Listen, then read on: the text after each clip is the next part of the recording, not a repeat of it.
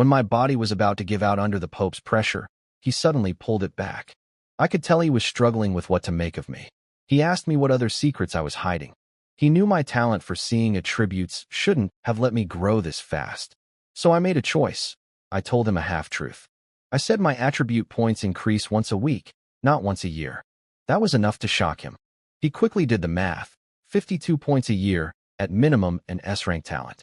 He got excited, realizing that given enough time, I could become unstoppable. Of course, the real truth is that I gain a point every single day, not every week. If he knew that, he'd realize I could catch up to S-rank holders in less than a year. But I kept that to myself. He didn't fully believe me. Half of him thought I was making it up to avoid punishment, or that maybe I'd found some treasure boosting my growth. But my progress was too fast to ignore, so he couldn't dismiss it either. Eventually, he told me he'd keep my talent secret. We both understood why. If word got out, even the weakened version I described, every major power on the continent would come after the church. Because my talent could also add to lifespan, and with weekly gains, even one lucky lifespan point would mean 52 more chances, potentially creating an infinite loop. I'd become an ever-growing, immortal monster. Nobody would allow that to exist. But if my talent was real, the church could become the continent's permanent, unshakable ruler. So the Pope made his decision. No special treatment on the surface, but secret support behind the scenes. We both knew this was the best arrangement. He couldn't ignore me. If he neglected me and I grew resentful later, that would be a disaster. And killing me would be foolish when I could change the church's destiny forever. The Pope told me to go ahead with my earlier plan. He said he'd arrange competitions for me to earn training resources. As long as I kept performing well, the supplies would come. It was a solid deal. I could tell he genuinely wanted to raise me up, maybe even have me take over his position someday. Meanwhile, Sacred Heart would just be my stepping stone. Our positions had completely flipped. When I left the Pope's hall, I was covered in blood. Not mine, but it looked terrifying. The guards outside assumed I'd been brutally punished and let me pass without a word. I headed home. When Milia opened the door and saw me, she burst into tears and threw herself into my arms. I patted her back and told her I was fine, that the blood wasn't mine. She didn't calm down until after I showered and she could see for herself there wasn't a single wound on me. Then I went straight to the blacksmith guild to continue my training. My routine wasn't going to change over something like this. If anything, the Pope's involvement would only speed up my growth. My impression of him was actually pretty good right now. Still, I couldn't help wondering, was he too easy to deal with? I'd prepared so many backup plans and didn't need any of them. Shouldn't someone in his position be more like a final boss? So I kept my guard up. No matter how fair or kind he seemed, I could never fully trust anyone. Years of experience taught me that, and someone as powerful as the Pope was no exception. At the guild, the blacksmiths were shocked to see me back in one piece. They started whispering, trying to figure out who was backing me. Injuring the Saintess and walking away unpunished was supposed to be impossible. But when I approached, they all went quiet, as if they'd agreed beforehand not to bring it up. Even Cora acted like nothing had happened. She was starting to realize my situation was more complicated than she'd thought. Only Sophia came running over, asking if I was okay. I nodded and told her I was fine.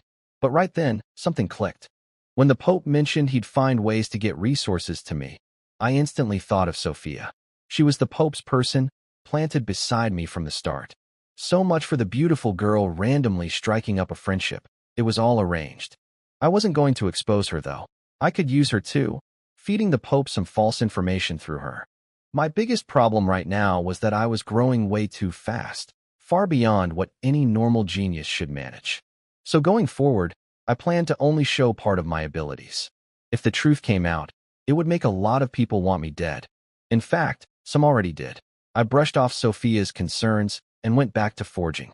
Meanwhile, on the other side of things, Sacred Heart had woken up in her room with the Pope sitting by her bed, and from what I heard, she was furious, feeling like she'd been through this humiliating scene before. After the Pope left my situation settled, he went to deal with Sacred Heart. From what I gathered, it didn't go well for her. She tried her usual trick, acting like the victim, screaming that I was a scoundrel who ambushed her, demanding the Pope kill me. But this time the Pope wasn't having it. He was furious. He gave her one final warning: stop causing trouble or lose the Saintess title. If she wanted revenge on me, she had to beat me in an official competition, no dirty tricks. He told her to have some pride. And if he heard about her bullying people again, he'd cripple her himself. She couldn't believe it. In her mind, S-rank talents like her should be pampered and worshipped. She was furious that the Pope would side with a nobody over her. The moment he raised his voice, all the years of him treating her like a daughter meant nothing. She decided he was trash who didn't deserve to be Pope. She thought she hid her hatred, but the Pope saw everything. He was deeply disappointed. This was her last chance, and she blew it. He realized that if he let her inherit the church, she'd destroy it. And now he had me, someone he saw as a perfect successor. After the Pope left, Sacred Heart trashed her room and whipped her servants, screaming in rage. But at least she'd stay quiet for a while. 19 days passed. Tomorrow was the blacksmith tournament. During those 19 days, my stats jumped massively. I gained 14 strength, 7 agility, 9 constitution, and 5 spirit. My total stats were now strength 75, agility 58, constitution 63, spirit 52. I'd caught up to S-rank growth speed. The only difference was I didn't have their explosive combat talents. My star forging hammer technique reached level 2, proficient rank. I could now forge magic-grade equipment with 7 refinements, though hero grade was still beyond me. Hero grade needs at least 6 ores fused together, including 2 ultra-high quality attribute ores, with a minimum of 4 refinements to fully merge. The difficulty gap was enormous. The night before the tournament, I didn't rest. Unlike normal blacksmiths who use 4 ores for magic-grade equipment, I was using 5. It made things harder but produced better quality weapons and pushed my skills further. Some people tried to sabotage me before the competition, tampering with my materials, maybe slipping something into my food. But I was cautious. I slept at the blacksmith guild that night instead of going home. The guild master and vice master both stayed at the guild to watch over things, so nobody could make a move. The guild master personally guarded my forging materials. Then right before bed, I got a notification, 1 lucky point added to my stats. Getting a luck boost right before the tournament, that was exactly what I needed. Maybe tomorrow's surprises would be a little fewer. The next day arrived, the annual blacksmith tournament. The competition was split into 3 tiers: bronze for smiths aged 20 and under, gold for 21 to 30, and diamond for those above 30. I was in bronze, but my plan was to finish in the top 3, collect my prizes, and then enter the gold bracket too. My forging level was already top tier among advanced blacksmiths, which would put me at least upper middle in gold. Diamond was out of the question though. The gap was too big, and I wasn't even qualified. I could still watch and learn from the masters. When I showed up at the venue, I drew a lot of attention. Normally, only blacksmiths attend these events, but today people from other guilds had come too, most of them staring at me. The news from recent days had made me famous across the entire church. And the fact that the Pope barely punished me after I injured the Saintess, then quickly sealed the information, that convinced the important figures that I might become a key person in the church's future. They were here to get a look at me and make a good impression early. Among them were the Alchemist Guild's master and vice master. The guild master was hoping I'd embarrass myself during the competition. He wanted me to be all hype and no substance. The vice master had different plans entirely. He was thinking about leaving the Alchemist Guild to start his own, one that would teach alchemy to ordinary people. He wanted to see my performance first. If I was impressive enough, he'd leave immediately. He refused to watch the blacksmith profession surpass alchemy. Our guild master Kono spotted the Alchemist Guild master and couldn't resist poking at him, asking why he had time to come watch a blacksmith competition. The alchemist fired back with a veiled threat about something happening to me. But Kono wasn't worried anymore. My fame had become its own protection. The Pope knew about me. Powerful people wanted to recruit me. Anyone who tried to kill me would face retaliation from all the factions trying to pull me to their side. Being in the spotlight meant being watched by everyone. And yes, some wanted me dead. But others wanted me on their team, and they'd punish anyone who touched me. It was a surprisingly effective shield. The bronze bracket kicked off. The rules were straightforward. Forge your best weapon in 8 hours using materials provided by the guild. We could use our own furnaces and hammers. Those counted as part of our skill. Some approved drugs were also allowed. They gave each of us 2 or pieces, meaning 2 chances to forge. The top 100 out of 4,000 contestants would advance. A brutal 40-to-1 elimination rate. The huge turnout was because smiths from other cities had come to compete too, not just those from Holy Light City. I grabbed my materials and started forging without hesitation. When I pulled out my forging furnace and hammer, people noticed right away. Every blacksmith in the room could tell these were quality tools. I'd earned a lot of points from all my recent forging, around 50,000 saved up, though I should have had more. The guild pays on consignment, so some of my weapons hadn't sold yet. The moment the exam started, I fired up the star-picking furnace and tossed both or pieces in at once. While other contestants were still heating their materials, a heavy hammering sound echoed through the hall. Mine. People turned to stare, probably thinking something like, I just lit my fire, and this guy is already forging. Several people were watching me closely. Cora, Sophia, Drew, and Kazan. Kazan in particular looked at me with resentment. Before I showed up, he was the star, the youngest to break through to advanced blacksmith at just 18, matching the vice master's growth rate. He was supposed to be the genius everyone talked about. Then I came along and took all that attention. He even noticed I was using the vice master's old furnace, the one promised to whoever proved worthy. He'd assumed it would be his. I could practically feel his bitterness. I worked fast, removed impurities, fused the two ores together, and started refining. I had 8 hours, so I figured I might as well put on a show. The other smiths couldn't believe the gap. They hadn't even started hammering yet, and I was nearly done and still pushing for more. Drew looked serious for a moment, then turned away and focused on his own work. Smart move. I completed 6 refinements before the blank cooled, then reheated it in the furnace. For ordinary grade, or 6 wasn't nearly enough for me. I didn't feel any difficulty at all. Up on the stage, Kono and the other leaders just watched. I'd used both ores at once, leaving myself zero room for error. But nobody in that room believed I'd fail, and I wasn't about to disappoint them. Every strike of my hammer was torture for the other contestants. It was like hearing someone flipping pages in an exam hall. Each bang meant I was pulling further ahead. I wasn't just hammering or at that point. I was hammering their pride. 2 hours in, I finished with 9 refinements. That got the big shots excited. They knew what 9 refinements in that time frame meant. My talent was real. The alchemist guild master looked disappointed. He'd been hoping I'd flop. 9 wasn't my limit. It was the material's limit. Ordinary or simply couldn't handle a 10th refinement without falling apart. Then I shaped the blade, polished it, and did the water quenching. Ordinary weapons carry no attributes, so no forging liquid was needed. I assembled the handle and placed the finished sword on the display stand. The examiner walked over and studied it. A straight, slender blade with a faint cold gleam. He couldn't find a single flaw. When he picked it up, I could see the surprise on his face. The feel in his hand impressed him the same way top-tier master-forged weapons did. Maybe even better.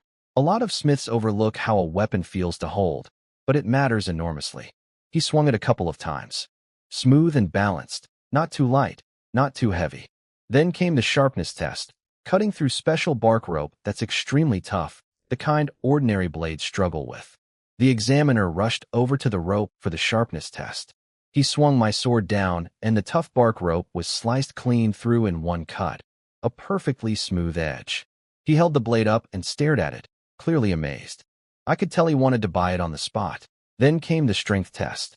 Hit an iron bar 10 times without the sword breaking. The examiner looked a little pained. He didn't want to damage such a fine weapon on a chunk of iron. But rules are rules. He swung once. The iron bar, 5 centimeters thick, was cut straight through. So there was good news and bad news for the other contestants. The good news, something broke during the strength test. The bad news, it was the iron bar, not my sword. I could see people's composure crumbling around the room. This was supposed to be an ordinary grade weapon made from basic ore.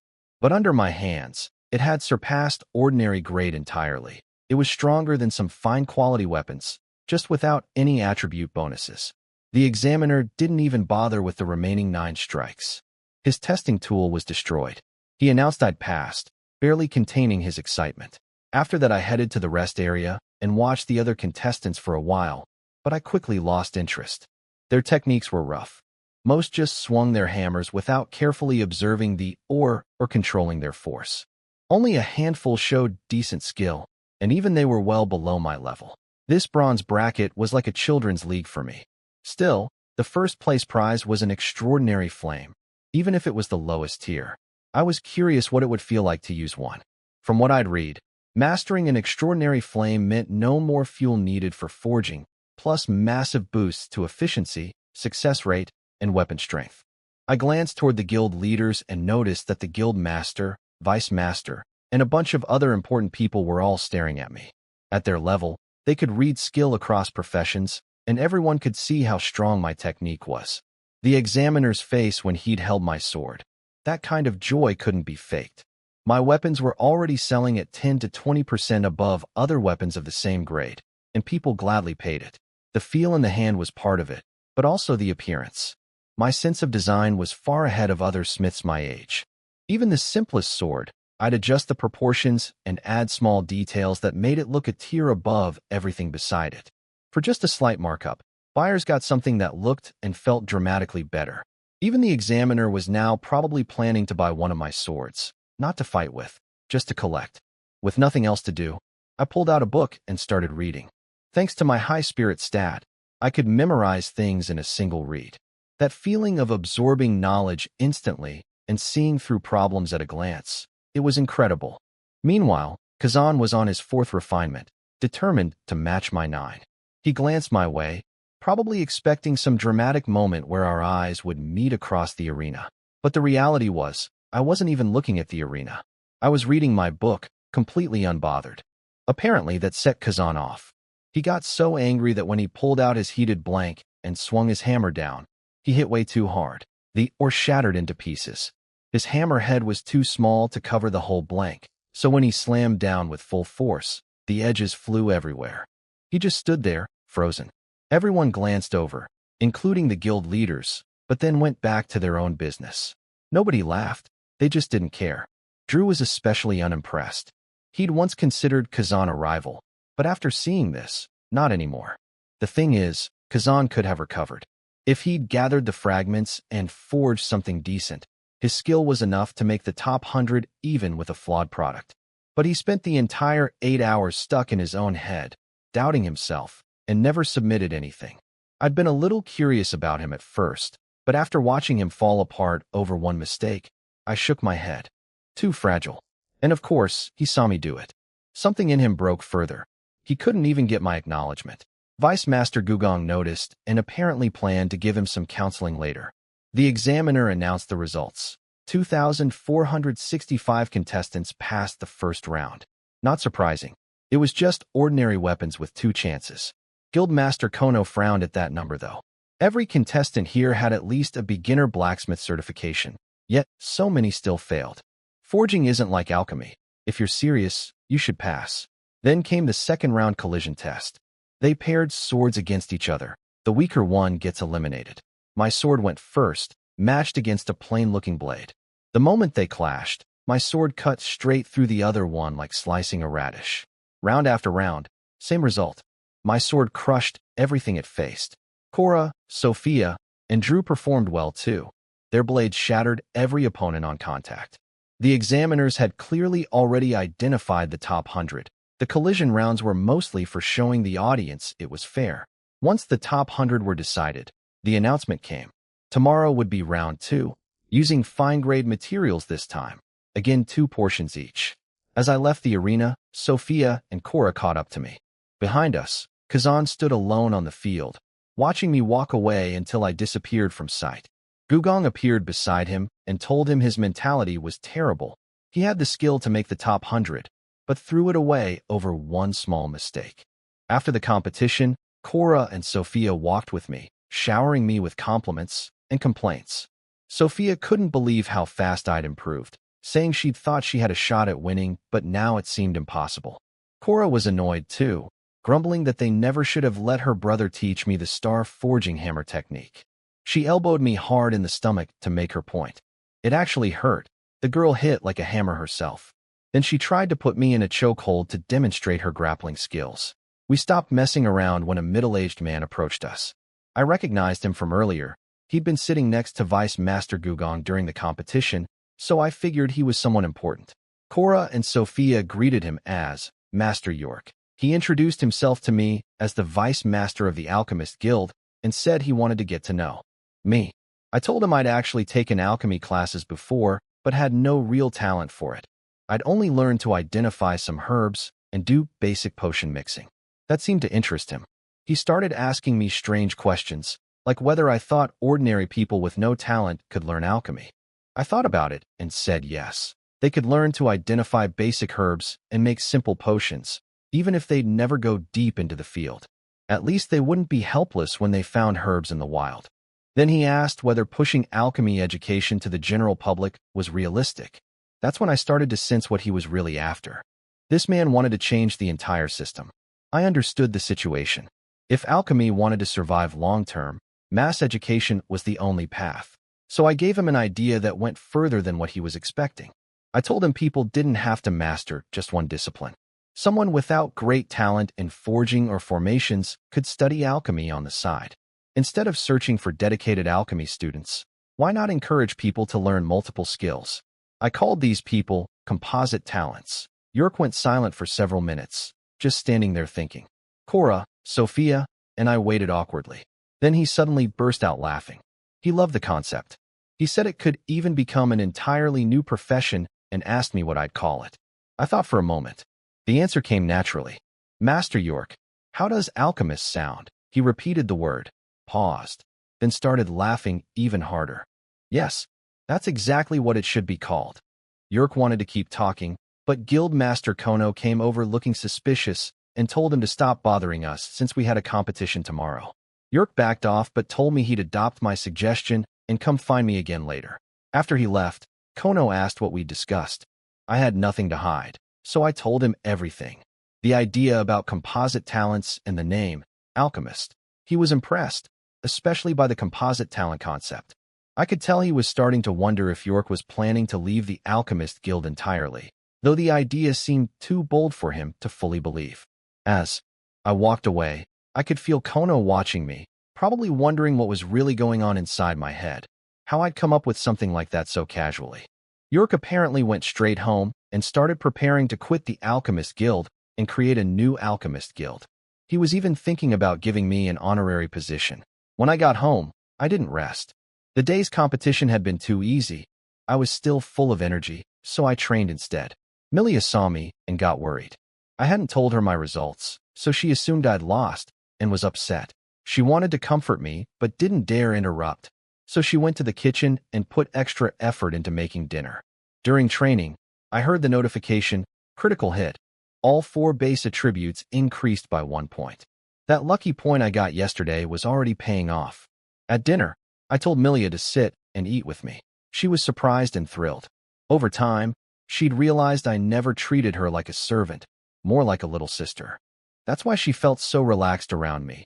Why she'd panicked when I came home covered in blood instead of standing aside nervously like other servants would. Meeting me really was her good fortune. I intended to change her life. She asked how the exam went. I told her I got first place and that it had been too easy. Her eyes lit up. The next morning I arrived at the arena for round 2. Only 100 of us were left, but the crowd was even bigger. All the eliminated contestants had filled the spectator seats, hoping to learn from watching the better smiths. Naturally, I was the center of attention.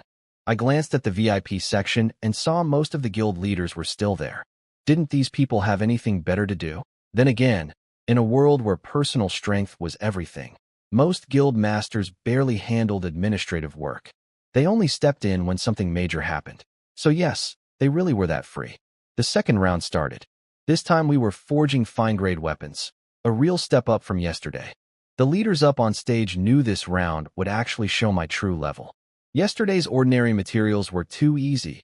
Even decent advanced blacksmiths could manage 9 refinements, just not as fast as me. I lit the furnace and started heating the ore while thinking about how many pieces to use. We each got 4 pieces, 2 portions worth. Most people would use 2 at a time, keeping the other 2 as backup.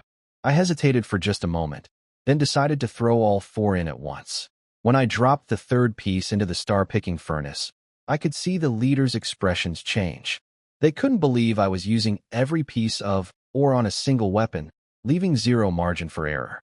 Each additional or dramatically increases the forging difficulty, especially with harder materials like these. I ignored them and focused. I cleared impurities from all four ores smoothly. Kono looked satisfied. He noticed my dust control had improved a lot. Before, I'd always use a little too much stabilizing powder, wasting some of the ore's energy. Today my control was perfect. While Drew and the other advanced blacksmiths were still preparing, I'd already finished my first refinement. The leaders started believing I might actually pull off 9 refinements within the 8-hour limit. But 9 wasn't my goal. These materials could handle 10 refinements maximum. Why settle for anything less than the ceiling? For hours in, I was on my 9th refinement. The contestants below were stunned. They kept calling me inhuman. But what impressed them most was my consistency. Near zero mistakes over hours of intense forging. Even top masters can't guarantee that. I finished the 9th refinement with half the time still remaining. Then instead of shaping the blade, I reheated the blank. The Alchemist Guild master couldn't believe it. He thought I was crazy. But York watched with something like admiration. He just had a feeling I'd pull it off. For the 10th refinement, I activated my lightning body enhancement. At this output level, my magic power would last exactly 4 hours, just enough. The heavy hammering echoed through the arena. Some contestants started questioning whether they even belonged in this profession. If they were meant for forging, why was the gap this enormous? Apparently, I looked like some ancient war god at work. The whole arena went quiet. The audience just watched in silence, mesmerized. An hour and a half later, I completed the 10th refinement. Then I spent another hour on shaping and finishing. With 1 hour still left on the clock, I stopped, assembled the weapon, and placed it on the forging stand. Everyone went silent when I finished with a full hour to spare. They'd expected me to barely make it in time, not cruise through it. Even I was surprised. I'd underestimated myself. Next time, I could probably try forging hero-grade equipment. The thought got my blood pumping. Hero-grade was a whole different level. Sometimes you needed monster body parts alongside ores, and combining different materials made the difficulty skyrocket. When the examiner picked up my sword, he froze for a moment. I could tell from his expression that he already knew the competition was over. The champion was decided. Everyone else was fighting for second place. He didn't say it out loud, though, just quietly carried my sword to the final testing area. I headed to the rest zone and started thinking about tomorrow's gold bracket. I looked at my forging hammer. The diamond hammer had served me well, but it was only magic-grade equipment. Time for an upgrade. I was going through tools a little too fast. I watched the remaining contestants. Only a few were worth paying attention to: Drew, Sophia, and Cora. Drew surprised me. He'd completed 9 refinements using a special forging technique called fire forging. He was working on a heated forging platform that kept the metal at constant high temperature, so he didn't need to reheat between strikes. It was incredibly efficient, but also incredibly dangerous, and it drained both stamina and magic power brutally. Yesterday, he'd used normal methods. I hadn't expected him to go this hard after just one day. His breathing was rough and heavy. His skin had turned dark from the constant heat exposure. His hands were shaking, but he wouldn't stop. I thought about whether pushing himself like this was worth it, and decided, yes, absolutely. Drew's talent was probably B rank at best, good enough for a comfortable life and an easy graduation. But if he wanted to reach the top, he had to fight for every single opportunity. That's exactly what he was doing. I respected that. The whole arena was watching him now. Many people were moved by his determination. With just 20 minutes left, he finally finished the blade. The crowd erupted in cheers. Even then, he stayed focused on his work, carefully completing the final assembly with 1 minute remaining. Drew and Kazan were complete opposites. Kazan's was like cheap glass. One tap, and it shattered. Drew's was like high-grade alloy. Nothing short of total destruction would break him. All 100 contestants passed. 0 failures. The worst among them had managed about 3 refinements, which was actually solid for mid-level blacksmiths. These were the best out of 4,000, after all. Then 20 examiners came out for the evaluation. This time, it wasn't sword against sword elimination. Instead, they ran each weapon through a series of tests. The more tests a sword passed, the higher the rank. First up was the strength test again. 10 strikes against a refined iron bar without breaking. It felt like watching a blade competition show, just without some of the theatrical flair. My sword went first, alongside Drew's and a few other top entries. The testing began. The examiner grabbed my sword and walked up to the refined iron bar. One swing, the bar split clean in two. He looked over at me in the rest area with a helpless expression. I could practically read his mind. This kid just forged a magic-grade weapon using fine-grade materials. That should not be possible, but I was not the only one who impressed. The examiner holding Drew's sword got the same result. One strike, and the iron bar was cut through. Cora and Sophia had both refined their weapons 8 times. Their swords did not cut through on the first swing, but they sliced most of the way through. A second hit would have finished the job easily. The first batch of 20 swords all passed without any real trouble. After the test, their blades showed only minor scratches. No actual damage worth mentioning. The audience started getting excited. This was clearly going to be a battle between the best, nothing like yesterday's competition. Then the second batch came up and things changed fast. A few of those swords still managed decent damage against the iron bar, but some could barely leave a mark. It was like watching someone give a massage instead of swinging a weapon. The crowd's energy dipped noticeably. The smiths who forged those weaker swords looked grim. Compared to the first group, the gap was painfully obvious.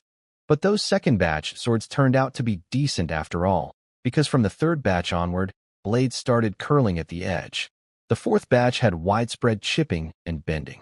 By the fifth batch, some swords snapped into 3 or 4 pieces on impact.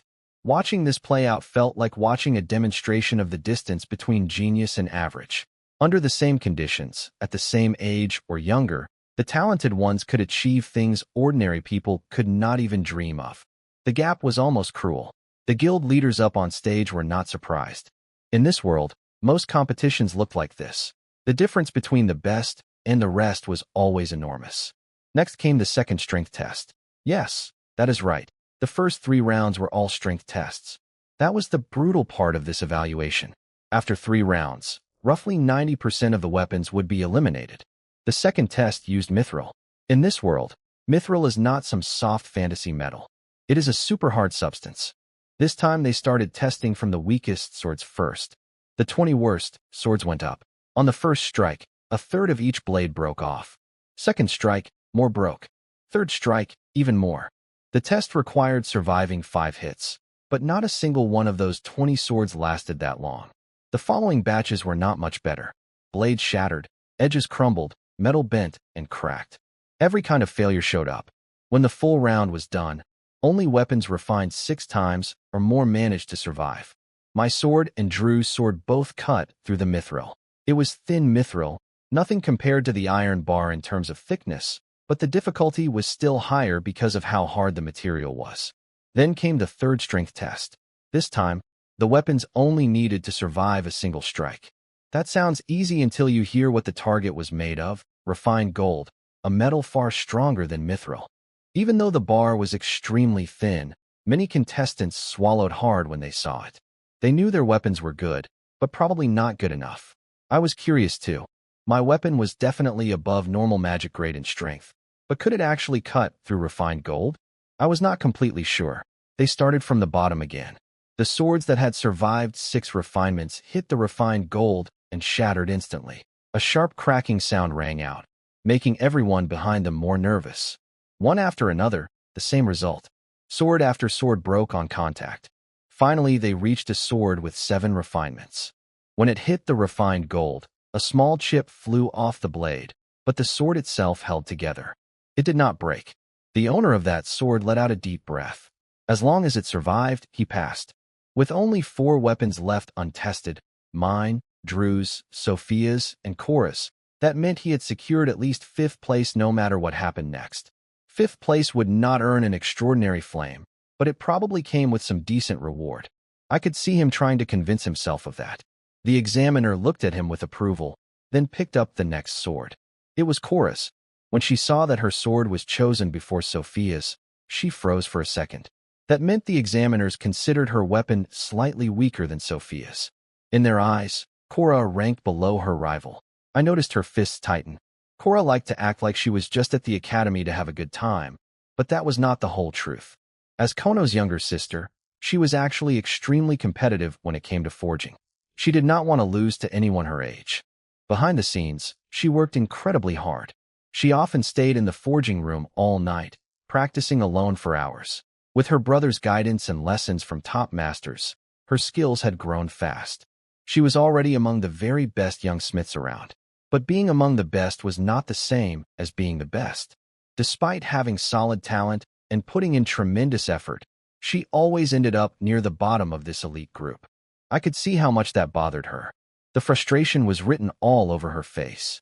I understood that feeling. No matter how hard you work, sometimes there is someone ahead of you who seems to get there effortlessly. But the truth is, effort is never wasted. It just does not always show results on the timeline you want. 4 swords remained. Mine, Drew's, Sophia's, and Cora's.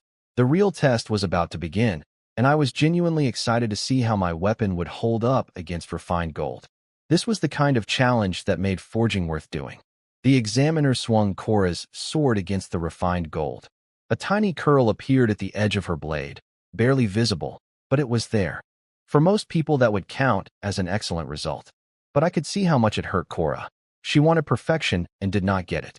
Next was Sophia's sword.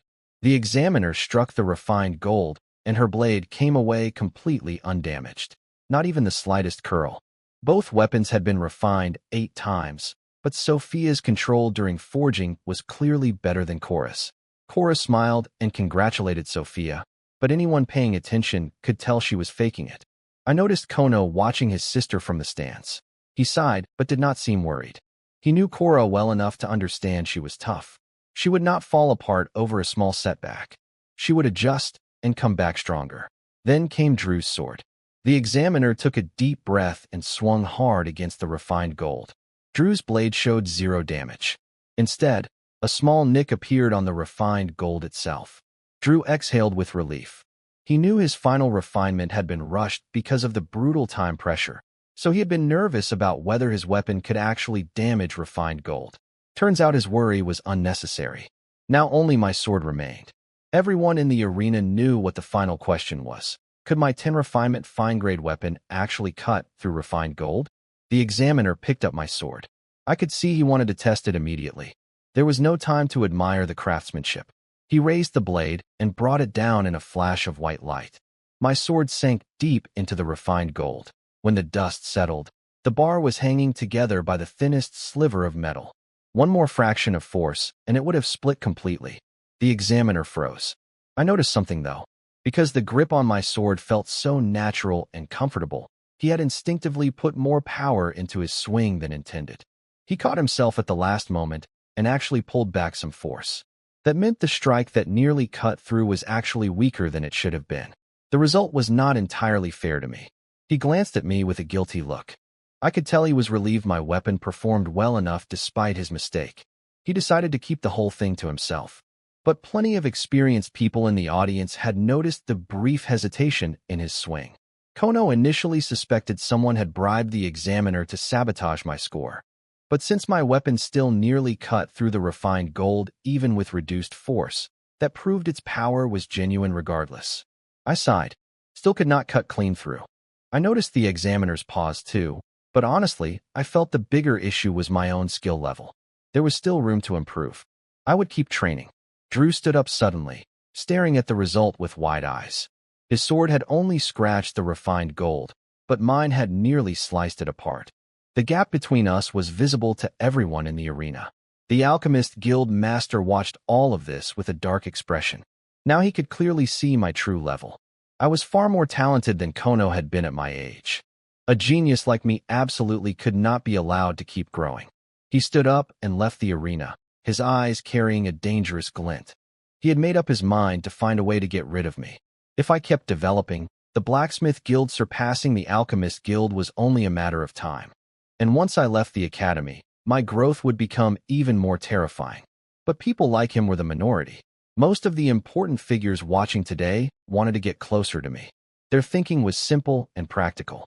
Once I became a forging master someday, they wanted to be on good enough terms to skip the line when ordering custom weapons. After that, the remaining top swords went through additional tests covering sharpness, appearance, and craftsmanship. When all the results were tallied, my sword took first place in every single category by a massive margin. It was not even close. Kono stood up to announce the final results. The audience buzzed with excitement. This man was the church's #1 blacksmith, the only forging grandmaster, and an idol to countless smiths across the land. He thanked everyone for 2 days of incredible competition. He said he had seen the future of the church's forging community and that every contestant had impressed him. But then his tone shifted. He said there was one person who showed him the future of the entire forging profession. He said my name. He told the crowd that I was only 16 years old and had been forging for just 2 months. That statement hit like a bomb. The audience had known I was strong, but most had no idea about my actual age or how recently I had started. Shock spread through the arena like wildfire. Disbelief was written on hundreds of faces. All kinds of stares found their way to me. I kept my expression calm. Getting emotional over praise was pointless. What mattered was continuing to grow. Kono called me a chosen one and said I was the pride of all blacksmiths. He asked me to come up and collect my reward.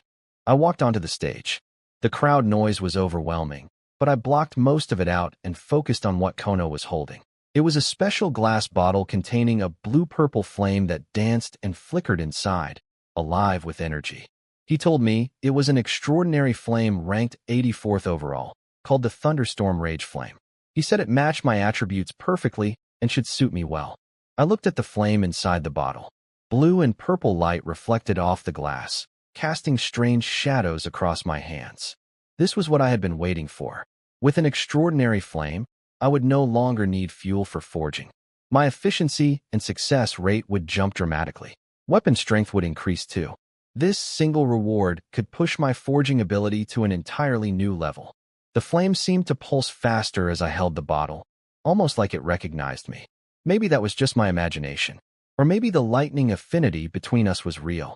Either way, I was eager to absorb it and find out what I could really do with fire that never dies. I looked out at the crowd one more time. Thousands of eyes stared back at me. Some held admiration. Some held envy. A few probably held murderous intent. That was fine. Let them watch. Let them plan. I would keep forging, keep growing, and keep getting stronger. That was the only path that mattered. When Kono handed me the flame, I paused. He had said the prize would be a low-ranked, extraordinary flame. But this one was ranked 84th out of 128. That was way higher than I expected. He was clearly giving me special treatment right in front of everyone. I glanced at him. He winked at me, as if to say he was completely innocent. His logic was simple. I had lightning attributes, and the only lightning-type flame available in the guild happened to be this one. Were there lower-ranked lightning flames in storage? He was the guild master. He said there were none, so there were none. Nobody could argue with that. He asked if I planned to join the gold bracket tomorrow. I told him absolutely.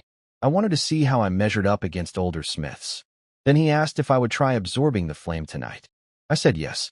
He handed me a medicine bottle and told me to take it during the absorption process. It would help. Before I stepped off the stage, he grabbed my arm and warned me. If the flame felt too violent, I should stop immediately. Extraordinary flames could do serious damage to the body. There was no rush. I could wait until I was stronger. I nodded and told him I understood. I was not going to be reckless. I would test it tonight and back off if it was too dangerous. After me, Drew went up to receive his reward. Kono looked at him with genuine admiration and told him he had proved himself today. Drew and Sophia both received forging furnaces as their prizes. Kono praised Sophia as well. Then came Cora and the 5th-place finisher. When Cora stepped up, Kono told her that her performance was wonderful and that he was proud of her. She was only 4th, but he knew she had given everything she had. That was enough for him. Cora walked over and hugged her brother tightly. She thanked him. I could tell how much those words meant to her. Kono did not plan to comfort her any further, though. He knew his sister was not fragile. She would process the disappointment on her own and bounce back. I stayed through the rest of the ceremony. Kono personally handed out awards to the remaining top contestants, and I stuck around for all of it out of respect. The moment I left the competition grounds, someone was waiting for me. I recognized him immediately. It was Rienzaro, the master of the Alchemist Guild. We locked eyes, and he walked straight toward me. I was not surprised. I had expected to be approached by all kinds of people after today's performance, but I felt a quiet tension in my chest. Kono had warned me to be careful around the Alchemist Guild. Rien smiled at me, but it was the most unnatural smile I had ever seen. It looked forced, like he was wearing a mask that did not quite fit his face. He introduced himself, and said he wanted to get to know the future forging master. Then he pulled out a medicine bottle and offered it as a greeting gift. He said it was his latest creation, something that could significantly boost training speed. He thought it might be useful for me. I took the bottle without hesitating. Refusing would have been awkward and pointless. I thanked him politely. His smile became noticeably more natural after I accepted the medicine, as if he had just accomplished something important. Then he turned around and left without another word.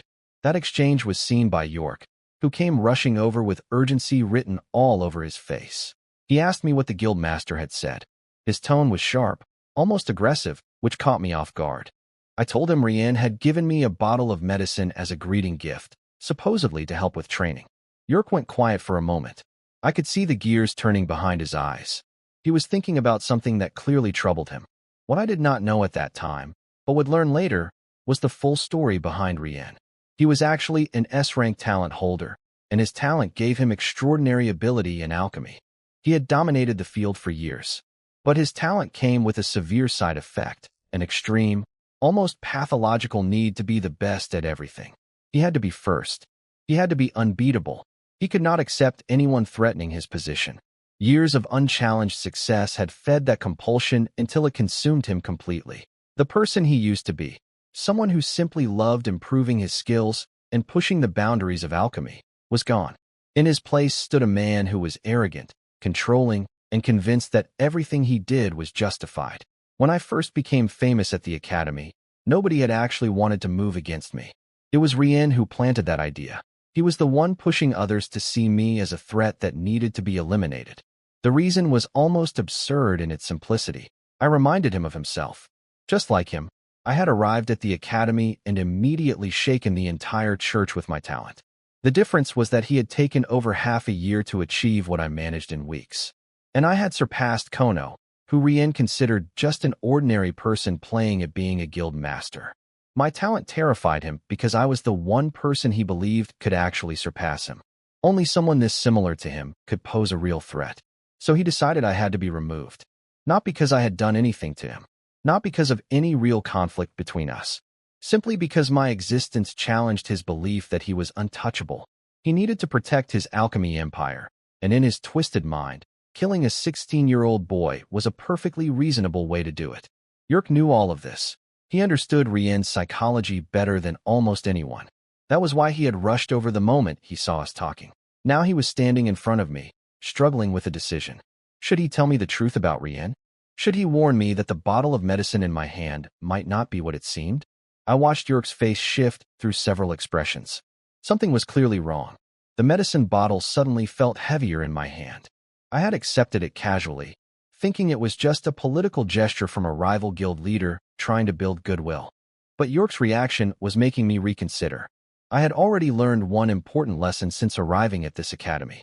When someone powerful gives you something for free and smiles while doing it, you should always ask yourself what they are really buying. Rien's smile had been wrong from the start. I noticed it the second I saw him. I just had not connected it to anything concrete yet. Now, watching York wrestle with whatever secret he was holding back, the pieces were starting to come together. The medicine bottle stayed in my pocket. I was not going to throw it away, but I was definitely not going to drink it either. Not until I understood exactly what was inside and why the most powerful alchemist in the church had personally delivered it to a 16-year-old blacksmith he had no reason to care about. York stood in front of me, clearly struggling with a decision. He was still part of the Alchemist Guild, so helping me would basically mean betraying his own people. But if he stayed silent, and something happened to me later, he knew he would regret it forever. He made his choice. He told me that Guild Master Rien had hostile intentions toward me. He warned me to be careful around the entire Alchemist Guild and not to trust any of them. Then he asked if he could examine the medicine Rien had given me. I handed over the bottle without hesitation. I did not fully trust Yerk either, but letting him look at it cost me nothing. He poured out one pill and studied it closely. Then he started praising it. He said the fragrance was rich, the color was vibrant, and just smelling it made the magic power inside his body stir. He called it a masterpiece worthy of Rien's reputation. I watched him compliment the thing he was supposed to be checking for poison and felt my eye twitch. Was this supposed to be helping me? After a few minutes, he admitted that his skill level was below Rien's, so he could not identify any problems yet. He asked for one night to analyze it properly and promised he would have answers by tomorrow. Then he said he wanted to give me a greeting gift too. He pulled out several gemstones. He explained they were valuable, could improve physical constitution when worn, and could be exchanged for about 10,000 points at the academy. The gift was straightforward and practical. I could tell he was worried I would not trust him. So instead of offering potions or mysterious items, he just gave me something I could convert to cash and spend however I wanted. Smart approach. I already had plenty of money, but refusing would have been rude. This was his way of showing sincerity, and for a newcomer at the academy, 10,000 points was genuinely generous. I thanked him and he left, promising to return tomorrow with results. On my way home, several more guild leaders intercepted me. These were smaller guild masters, not nearly as important as Rien or Kono, though every one of them was far stronger than me in terms of combat power. They all wanted to introduce themselves and build a connection. By the time I finally reached my house, I was exhausted from socializing. I greeted Milia and immediately started examining the extraordinary flame I had won. I was not going to absorb it blindly. The glass bottle had a special design, a small hole in the cap that let you test the flame's intensity without fully opening it. This way you could feel how strong the fire's erosion would be before committing. I put my finger into the hole. Instantly, a violent wave of numbness and burning pain shot through my entire body. My back went rigid for a moment before I yanked my hand away. I stared at the dancing blue-purple flame inside the bottle with a healthy dose of fear. The answer was clear. I could not handle the thunderstorm rage flame right now. Even though my lightning attributes matched perfectly, the flame was ranked 84th. I had only been training for 2 months. There was no way my body was ready for something that powerful. I looked at the medicine Kono had given me earlier. It was called a basalt pill. When swallowed, it would generate earth attribute magic power inside the body to protect the internal organs. It was specifically designed for absorbing lightning-type items. Definitely useful. But even with that protection, I was fairly certain I still could not endure the absorption process. The flame was simply too strong for my current level. So I set aside the flame for now and decided to go shopping instead. I had plenty of money saved up, and it was time to spend some of it on better equipment. I headed to the blacksmith guild. The front desk was not staffed by Cora tonight. Instead, there was a young girl who had recently joined the guild. When she saw me, her eyes went wide. She asked if I was Master Clan. I confirmed it. She got visibly excited. Between the 2 days of competition and Kono's speech calling me the chosen one, I had apparently become an idol among young blacksmiths. She could barely contain herself. She asked what I needed. I told her I wanted to buy a forging hammer. She immediately offered to take me to the warehouse. Apparently, Cora had left standing instructions that if I came to buy anything, I should get direct warehouse access and a 20% discount on whatever I wanted. I appreciated that. Nobody questioned the special treatment either, given everything that had happened. As we walked, I noticed the girl kept stealing glances at me. I knew why. My charisma stat was at 80 points now. Even without any talent or fame, that kind of number made people naturally drawn to you. It was just that my forging ability had become so prominent that people tended to overlook my appearance entirely. Inside the warehouse, I went straight to the forging hammers. Unlike before, I only looked at hammers priced above 10,000 points.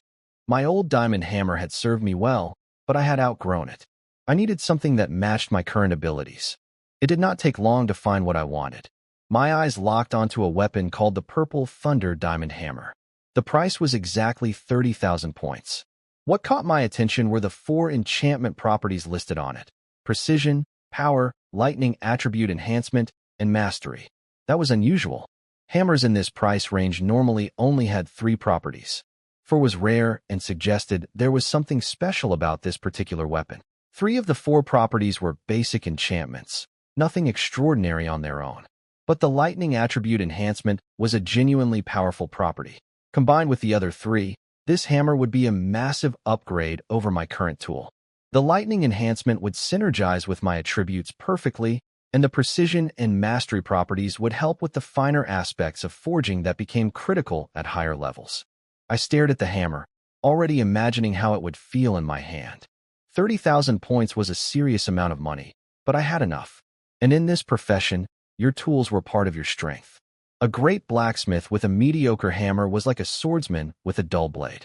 You could still fight, but you were leaving performance on the table.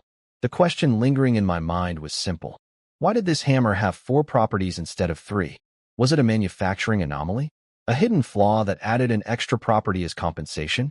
Or was this genuinely a superior piece of equipment that had been underpriced? I intended to find out before spending 30,000 points. Even with money to spare, I was not the type to buy something I did not fully understand. I picked up the purple Thunder Diamond hammer and immediately understood why it had 4 properties instead of 3. The thing was absurdly heavy. Even with my current strength, I struggled with it. When I activated my lightning body to control it, the weight became manageable but still taxing. Using it would drain my magic power much faster. I estimated about 3 hours before I would be completely emptied. But the efficiency boost would be significant. I thought about it briefly and decided to buy it anyway. The value was too good to pass up. Once my stats climbed higher, the weight would stop being a problem. I was going to need a new hammer eventually, so why not get one I could grow into? When I told the girl I wanted it, she did not seem surprised. Then she said something unexpected. Because of my performance over the past 2 days, every weapon I had left on consignment at the guild had sold out completely. The total came to 158,000 points. She had planned to deliver the money to me tomorrow, but since I was here, she processed it on the spot. I was stunned. I knew winning the competition would boost my reputation, but I had not expected all my inventory to sell instantly. After paying 30,000 for the hammer, my balance jumped to 128,000. With that kind of money, I could finally invest in proper training resources. That had been the whole point of forging nonstop these past weeks. Earn money, buy resources, get stronger. I carried the heavy hammer home first. Just holding it gave me a strange excitement. Training with something this heavy would push my strength up fast. Then I headed to the shop to browse training supplies. When I walked in, I ran into Shaga and her group. Their sales guide was Stacy, the same girl who had helped us before. Stacy greeted me warmly and said it had been a while. Shaga, Winnie, and Gato all turned to look at me. Shaga told me they had taken on a simpler mission since I was not available to join them. They could handle it with their own strength. I could tell they had all matured a bit since I last saw them. They had clearly been working hard and making progress. I nodded with approval. Stacy offered to show all of us around together. Shaga agreed eagerly. I could sense she was trying to stay calm, but underneath she was still nervous around me. She had never really gotten over her feelings, and now that I kept growing stronger and more famous, the distance between us was only widening. I noticed it, but did not address it. Some things were better left alone. Gato watched me silently from behind. Ever since I saved his life, he had been training like a madman, trying to catch up so he could repay the debt someday. But the gap kept getting wider, not smaller. I could see the frustration in his eyes, mixed with stubborn determination. He was not the type to give up. If he could not match my pace, he would just push himself harder, double, 5 times, 10 times the effort. I respected that mentality. Stacy asked what level of resources I needed. I told her 3rd-tier lightning attribute resources. Shaga and the others froze. 3rd-tier resources were meant for people around level 30. They had not realized I had already reached that stage. We went up to the 2nd floor, which carried resources from Tier 2 through Tier 4. This was the first time Shaga's group had even been up here. Stacy began showing me the options. First was Thunder Iron Stone, a tiny mineral the size of a fingernail, worn on the body to slowly enhance constitution for lightning users. 1,000 points each. I could tell it was a quality item, but the growth rate was painfully slow. My natural attribute gains were already faster than what this thing offered. Not worth it. Next was Thunder Fruit, a mild consumable that lightning types could eat raw without any processing. It boosted magic power based on how developed your body was. 2,000 points each. Interesting, but not amazing. Then she showed me Thunder Spirit pills. These were used during training to massively accelerate magic power growth, with an additional effect of strengthening the body's foundation. 3,000 points per bottle, 10 pills per bottle. I looked over the options carefully, calculating costs and benefits in my head. With over 100,000 points to spend, I needed to be smart about it. The Thunder Spirit pills seemed like the best value. Direct training enhancement with foundation strengthening was exactly what I needed right now. The Thunder Fruit had potential too, since my body development was already far ahead of most people my age, meaning I would probably get above-average returns from eating them. The key was not to waste money on things that grew me slower than I was already growing naturally. Every purchase had to accelerate my progress beyond what I could achieve on my own. Otherwise, it was just throwing points away. Stacy finished explaining the products, and I asked about side effects. She said everything they sold was mild and safe, but there were limits. Thunderfruit, only 3 per person, ever. After 3, the body stops responding to it. Thunder Spirit pills, maximum 3 per day, or you start taking damage. Good enough for me. I started ordering. 3 Thunder Fruits, 2 bottles of Thunder Spirit pills, 2 bottles of third-tier body strengthening potions, 5 bottles of second-tier power pills, 5 bottles of second-tier magic recovery potions. Shaga and her group went completely silent, watching me rattle off the list like I was ordering dinner. The total came to 31,500 points. But because I spent over 30,000 in one purchase, I qualified for VIP status. 5% discount on everything going forward. Final price, 29,925 points. I swiped my badge without flinching. It was a lot of money, but I could earn it back quickly. I noticed Shaga, Winnie, and Gato staring at me like statues. I told them I had things to do and left. If they needed anything, they could come find me. Back home, I pulled out the Thunderfruits first. They looked like purple apples, which honestly reminded me of a witch's poisoned apple. Not the most appetizing sight, but I bit into one anyway. A mild electric current flowed through my mouth. Strange but pleasant, almost exciting. I finished the fruit quickly. The current spread through my entire body, and my magic power started climbing rapidly. My stats were already changing. Third-tier resources were no joke. But after a while, the pleasant feeling shifted into a stinging pain. I had expected that. Medicine always comes with some suffering. The pain stayed within my limits, though. If anyone had been watching, they would have seen veins bulging across my body, my heart pounding violently, my whole frame shaking like I was about to explode. I was glad I had told Milia not to watch me train. She would have fainted. An hour later, my body cooled down. Without hesitating, I ate the second fruit. Stacy had said they could be taken consecutively with no side effects. They just stopped working after 3. The second one hit harder. The pain was noticeably worse, but still bearable. Lightning energy was digging deeper into my body now, clearing out impurities, opening up pathways, making my magic flow smoother. After another hour, I could see my muscles had visibly tightened and hardened from the tempering. Then the third fruit. I knew what was coming but ate it without a pause. The lightning tore through me like a wild animal. I could not hold back a groan. The power inside me kept swelling and swelling until I lost control and punched the air beside me. My fist smashed straight through my bed, collapsing it. But I could not stop. I kept throwing punches in every direction, trying to release the overwhelming energy rampaging inside me. My room was getting destroyed, but I did not care. Milia heard the noise and looked toward my room with worry, but she remembered my instructions. No matter what happened, do not come in. She stayed away. That final hour was the longest of my life. Every second dragged. By the end, my room was wrecked, furniture smashed, walls dented. When the pain finally stopped, I dropped to the floor like a stone. There was absolutely no chance I was training anymore tonight. I needed rest. I checked my stats. Strength, 94. Agility, 73. Constitution, 82. Spirit, 70. All 4 had jumped dramatically. My magic power had surged. And the biggest surprise, my lightning attribute talent had gone up by 1 point, now sitting at 9. My other attributes read: Charm 82, Luck 6, Lifespan 96. My forging talent had climbed to 16, Hammer Technique talent to 5. The Thunder Fruits had done far more than I expected. They had not just boosted my raw power. They had refined my body at a fundamental level, clearing pathways and strengthening my foundation in ways that normal training would have taken weeks to achieve. I lay on the floor of my destroyed room, staring at the ceiling. Tomorrow was the gold bracket competition. I would be walking in with stats that had exploded overnight.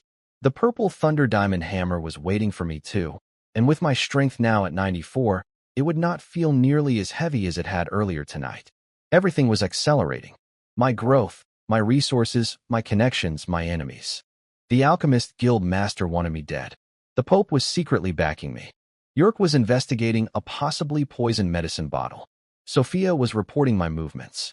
And tomorrow I would be competing against blacksmiths up to 30 years old with only 2 months of forging experience. I smiled at the cracked ceiling. Let them come. All of them. This was the power of resources. When you had them, you could leave everyone without them far behind. Looking at my new stats gave me an instant energy boost. I felt less tired already. I dragged myself up and left my wrecked room. Milia looked over the moment my door opened. My clothes had been torn apart during the transformation, revealing most of my upper body. The muscles underneath were well-defined, but not exaggerated, lean and proportional. I seemed to have grown taller too. Everything about my frame looked more balanced and coordinated than before. Milia's face turned bright red, and she quickly looked away.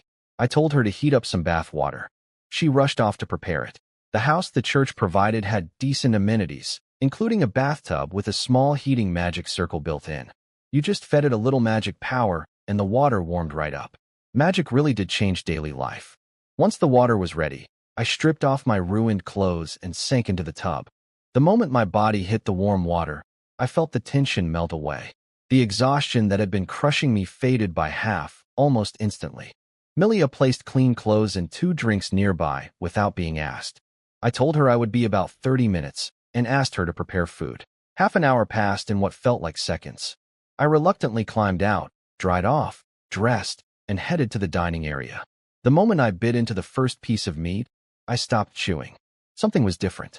I asked Milia what was going on with the meat today. She got nervous immediately. She explained that the delivery was different from usual. Instead of ordinary meat, today they had sent monster beast meat. She had been worried while cooking it, afraid I would not like it. I told her it was delicious, and it really was. The flavor was rich, the juices were incredible, and after swallowing, I could feel my magic power recovering slightly. This was not low-quality beast meat either. It was the good stuff. There was no way the delivery person had made a mistake. This was intentional. The Pope had started improving my living conditions, beginning with these small details. Not bad at all. Monster beast meat could not normally be eaten raw or unprepared because it contained toxins alongside its magic energy. But after centuries of fighting these creatures, humans had developed methods to remove the poison while preserving the magical properties. That made properly prepared beast meat extremely expensive. Higher-level beast meat was actually easier to process because stronger monsters had fewer toxins and more concentrated magic power. I ate until I physically could not swallow another bite. But that turned out to be only about a third of my usual portion.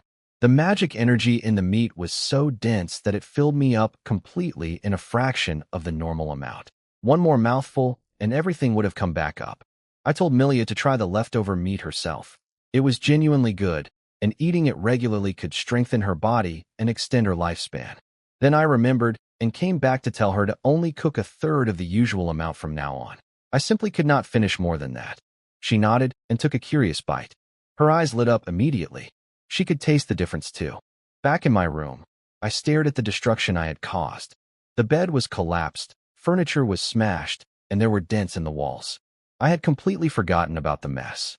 Fortunately, one corner of the mattress was still flat enough to lie on, good enough for one night. Before closing my eyes, I thought about Quinn. I had eaten at his house before and noticed his family only had ordinary meat. If I could share the beast meat with him, it would boost his growth significantly. But I could not just hand it over without explanation. If someone noticed my food supply had changed, and then Quinn suddenly started eating beast meat too, they would connect the dots to the Pope backing me. That would put me in serious danger. I thought about it for a long time, but could not find a safe excuse. Every option had the risk of exposure. So I decided to wait. Once I was stronger and more established, I could find a way to help Quinn without drawing attention. It was frustrating. I wanted to repay him now, but the timing was wrong. Protecting the secret of my relationship with the Pope was more important than immediate gratitude. I made peace with that reasoning and drifted off to sleep. Then the notification hit. Lightning attribute talent +1. Again, my lightning talent was now at 10 points. The lucky stat was working overtime. First, the full attribute boost. Now another lightning talent point on top of the one from the thunder fruits. This was getting ridiculous. Sleep was suddenly impossible. I jumped up and started practicing the thunder summoning technique. The difference was immediate and staggering. Magic power flowed through me at a speed I had never experienced before. It felt like I could control it with pure thought. No effort at all. The sensation was intoxicating. I lost myself in the practice completely. When I finally came back to awareness, morning light was streaming through the window. The entire night had passed without me noticing, and my thunder summoning technique had broken through to level 4. At level 4, something fundamental changed. I could feel lightning attribute magic power constantly circulating through my body without any conscious effort on my part. It was identical to having my lightning body enhancement active at all times, but it cost 0 magic power.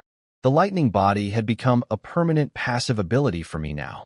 The implications were massive. Because it was passive, I could activate the regular lightning body enhancement on top of it. When I tested this, my physical attributes doubled again from an already enhanced baseline. The numbers reached a level that was frankly terrifying. My base stats were already at the point where I matched S-rank talent holders in raw growth speed. Now, with double lightning body stacked on a passive enhancement, my combat potential in short bursts was something else entirely. I stood in my destroyed room, lightning crackling faintly across my skin without any effort on my part. I was 16 years old, 2 months into my training, and I could already feel the gap between me and the people who wanted me dead shrinking rapidly. A few more weeks of this kind of growth and the balance of power would shift permanently. Today was the gold bracket competition. Time to see how a 16-year-old with 10 points in lightning talent compared against experienced blacksmiths twice his age. I pulled on fresh clothes, grabbed my new purple Thunder Diamond hammer, and headed for the door. I picked up the purple Thunder Diamond hammer again. The heaviness from yesterday was gone. It actually felt lighter than my old diamond hammer now. My overnight stat gains had completely solved the weight problem. I checked my attributes and noticed something odd. After the thunder summoning breakthrough, each stat had only gone up by 2 or 3 points. I had expected a bigger jump from reaching level 4. I made a mental note to ask Quinn about it. I headed out for the gold bracket competition, but barely made it past my street before running into York. He had been waiting at the intersection for me since early morning. He got straight to the point. After studying Rien's medicine all night, he had found the problem. The pills contained an herb called purple vein grass.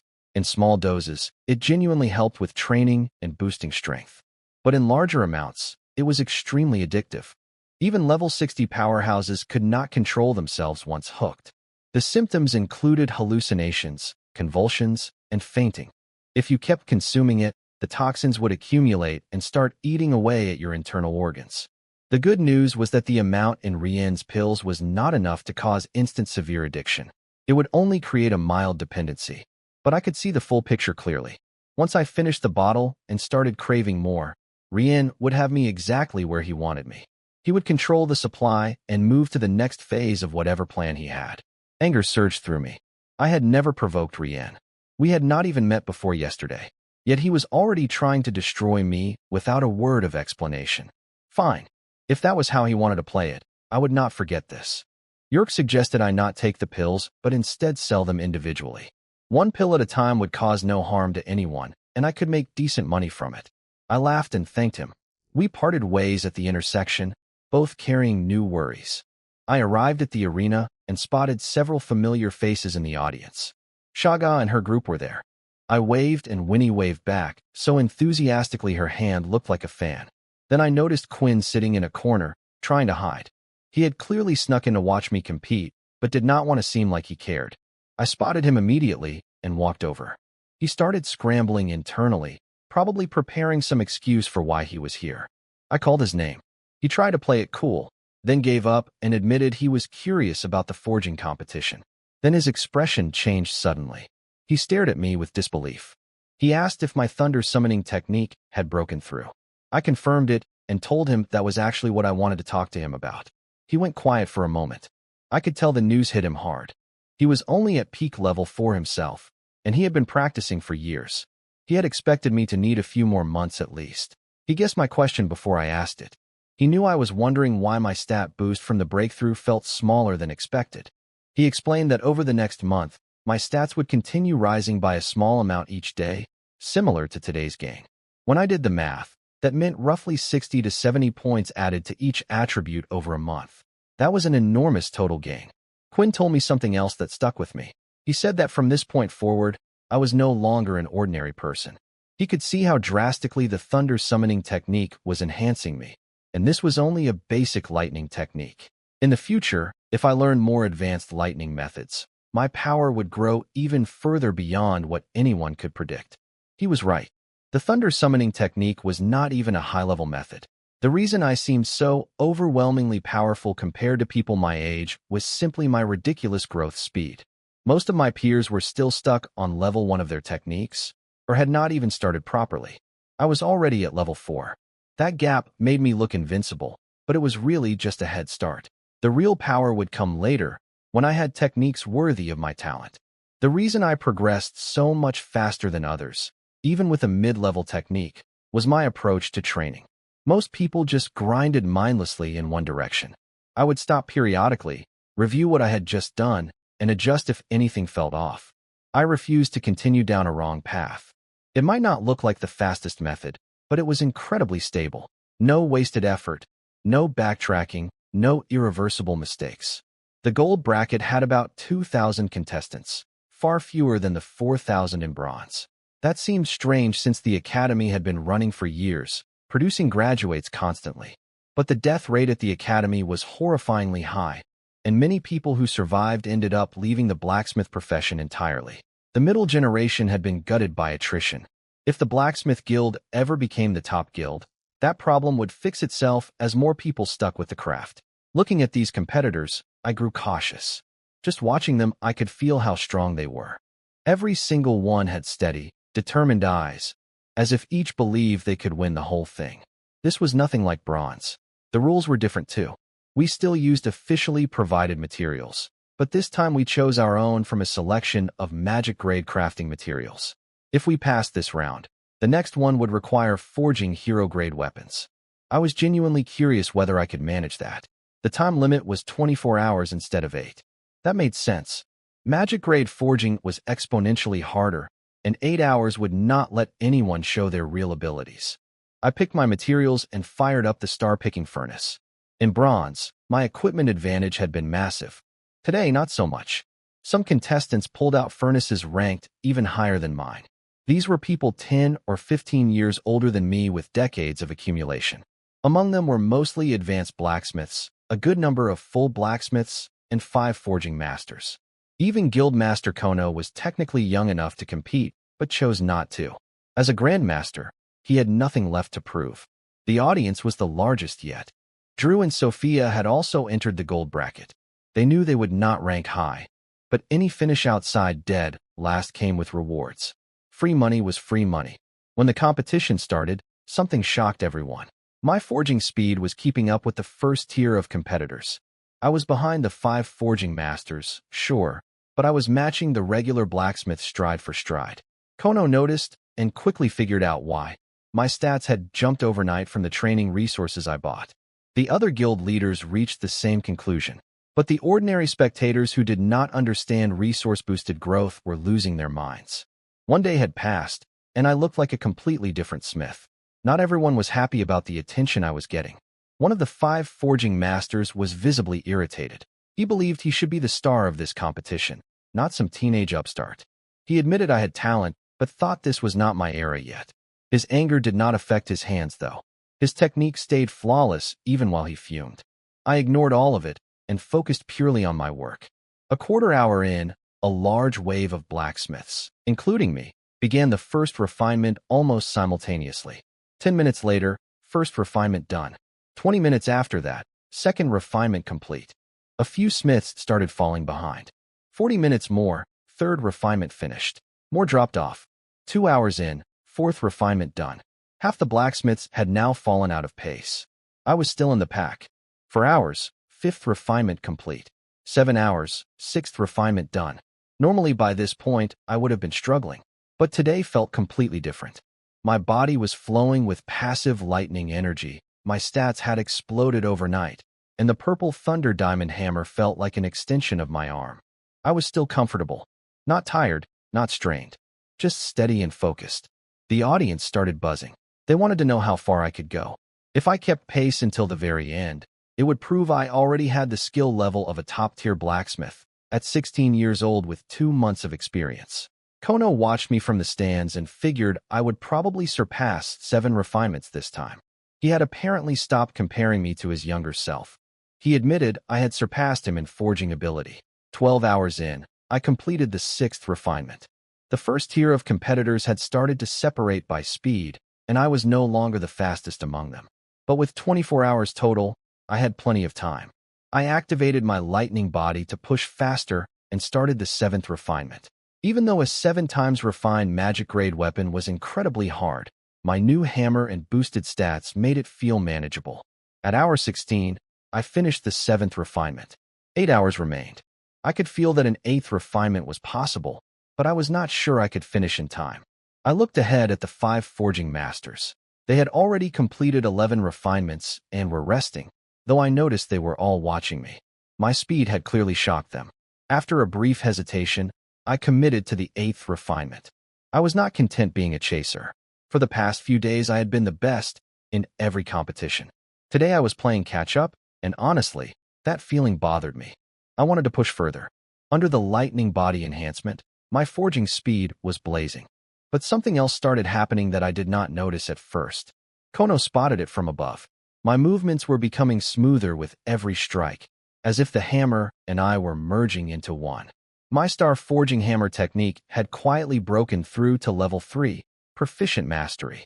It had actually overtaken my thunderclap sword technique, which I had been learning longer. The reason made sense when I thought about it later. The star forging hammer technique was fundamentally a power-based method. The stronger the user's body, the easier it was to grasp the technique's essence. Hammer techniques were also inherently less demanding on pure talent than swordsmanship. Combined with weeks of daily forging practice, the breakthrough was almost inevitable. With the upgraded technique, everything clicked into place. At hour 19, I completed the 8th refinement. I immediately started shaping and finishing without checking the clock. I assumed I had only 2 or 3 hours left. I finished all assembly by hour 21. Then I looked at the time and froze. 3 full hours remained. I had completely misjudged my own speed. Checking my stats, I found small increases across the board, the lingering effects of the thunder summoning breakthrough, just as Quinn had described. And then I saw it in my skill list. Star Forging Hammer, level 3. I had not even realized it happened during forging. With 3 hours to spare, I used the time wisely. I inspected every detail of my sword, the grip feel, the blade sharpness, the balance. I wrapped the handle with cord to improve durability and comfort, which also made the whole weapon look more refined. The blacksmiths around me watched in silence as I fussed over every tiny detail. Several of them swallowed hard. This kind of obsessive attention to finishing was exactly what separated good smiths from great ones. Once I was satisfied, the examiner took my sword for testing. Since there were many contestants, they tested weapons as they came in. The examiner gripped my sword and immediately noticed the quality of the feel. He channeled lightning magic through it and swung. A terrifying arc of lightning sword energy flashed out and sliced through an iron training dummy, cutting it clean in half. He noted the lightning attribute amplification was excellent, roughly a 30% power boost for a 3rd-tier fighter. The magic conductivity was flawless, with 0 lag during power transfer. Then he flooded the blade with massive amounts of magic to test structural integrity. The sword hummed softly, but showed no cracks at all. Every test earned another satisfied nod from the examiner. Final score, 92 points. I exhaled with relief. The 5 forging masters had all scored perfect hundreds. The blacksmiths ranked above me scored between 90 and 90-something. 90 was essentially the minimum standard for this tier's established blacksmiths. At 92, I had cleared that bar comfortably as a 16-year-old competing against people nearly twice my age. I headed to the rest area and sat down to watch the remaining contestants finish their work. As I settled in, the familiar notification chimed in my head. 1 constitution point gained for the day. The thunder summoning breakthrough was still feeding me steady growth, exactly as Quinn had promised. Drew and Sophia were still forging while I rested. Drew had switched back to normal forging instead of fire forging. Yesterday's method had clearly taken a toll on him. He completed 6 refinements, and his new furnace was obviously helping. Sophia matched him at 6. Everyone had grown through this tournament, but I shifted my attention to the blacksmiths who were still working ahead of me. They were slower not because they lacked skill, but because they were pushing 9, 10, even 11 refinements. Every one of them was stronger than me at this stage. I clenched my fists watching them. The gap was real, but I knew it would not last long. I studied their techniques carefully, absorbing everything I could. These top-tier blacksmiths were my next target. When the results came in, my 92 points earned me rank 141. Only the top 100 advanced, which meant I was eliminated. I was not surprised. The gold bracket had over 300 full blacksmiths competing. Ranking 141 actually meant I had surpassed most of them. My problem was simply time. 2 months of forging experience left too many gaps in my knowledge. The prize for my rank was a large batch of high-quality ores worth about 20,000 points. I was satisfied with that. First place went to a forging master named Dick, the same guy who had been annoyed about me stealing his spotlight all day. After collecting his award, he marched straight toward me through the crowd. The audience got excited, thinking they were about to witness a veteran encouraging a rising star. A touching moment of passing the torch. The guild leaders knew better. Kono's face went dark immediately. Gugong asked if they should stop him. Kono shook his head. There was no stopping Dick. The man was 29 years old with the competitive heart of an 18-year-old. He would never admit anyone was better than him. Dick stopped in front of me, stuck out his thumb, then flipped it upside down. He told me I was nowhere near ready to compete with him and called me a brat. Then he turned around and walked away. I stood there stunned for a second. Was this guy seriously a forging master? He was acting like a child. But I had to admit, his petty provocation actually lit a fire in me. I almost laughed from the sheer audacity. In my head, I was screaming, "Just give me 3 years, old man, and I will crush you." That was too childish to say out loud, though. I was better than that. "Give me 3 years," I said. Dick spun around. I told him that within 3 years, I would surpass him.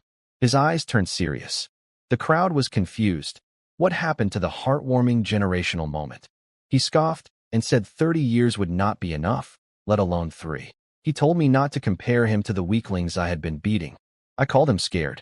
I said old men were like that. That word, old, made him snap instantly.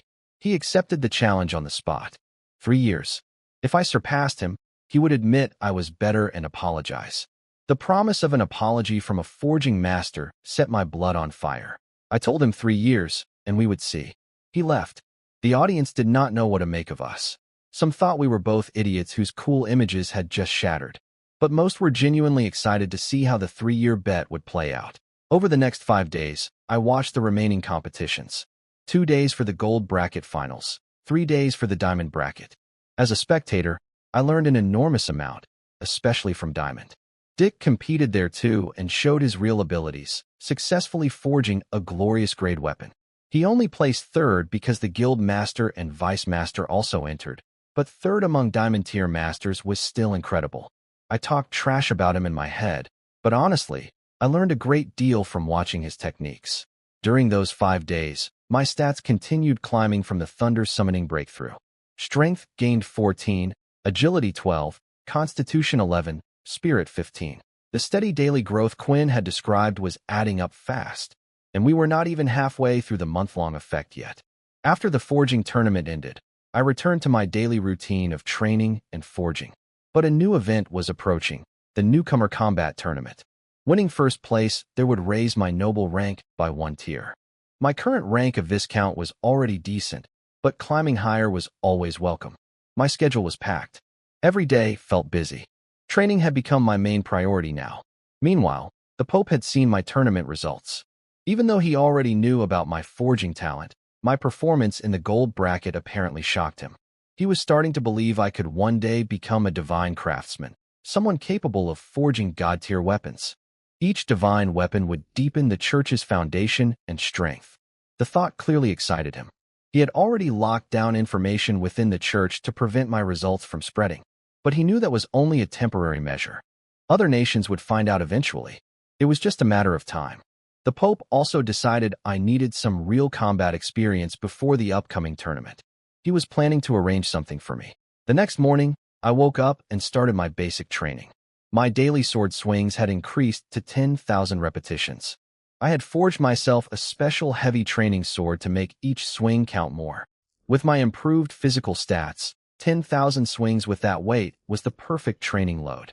No need to increase the count when the difficulty per swing was already so high. After training, I planned to head to the guild and attempt forging hero-grade equipment. I still wanted to know if I could pull it off. But the moment I stepped outside, Sophia was waiting for me. The instant I saw her, I knew the Pope had sent her with a task. She asked me to go to the arena with her. The Colosseum, specifically. I was surprised. That place was dangerous. She acknowledged the risk, but explained that contestants ranked Viscount or above had protections in place. If you felt you were about to lose, you could surrender, and the staff would intervene to rescue you. Then she told me something that really caught my attention. For newcomers in their first 3 years at the church, achieving a 10-win streak at the Colosseum would directly raise your noble rank by 1 tier. I did the math instantly. If I won 10 straight at the Colosseum for 1 rank increase, and then took first place at the combat tournament for another rank increase, my rank would jump 2 full tiers.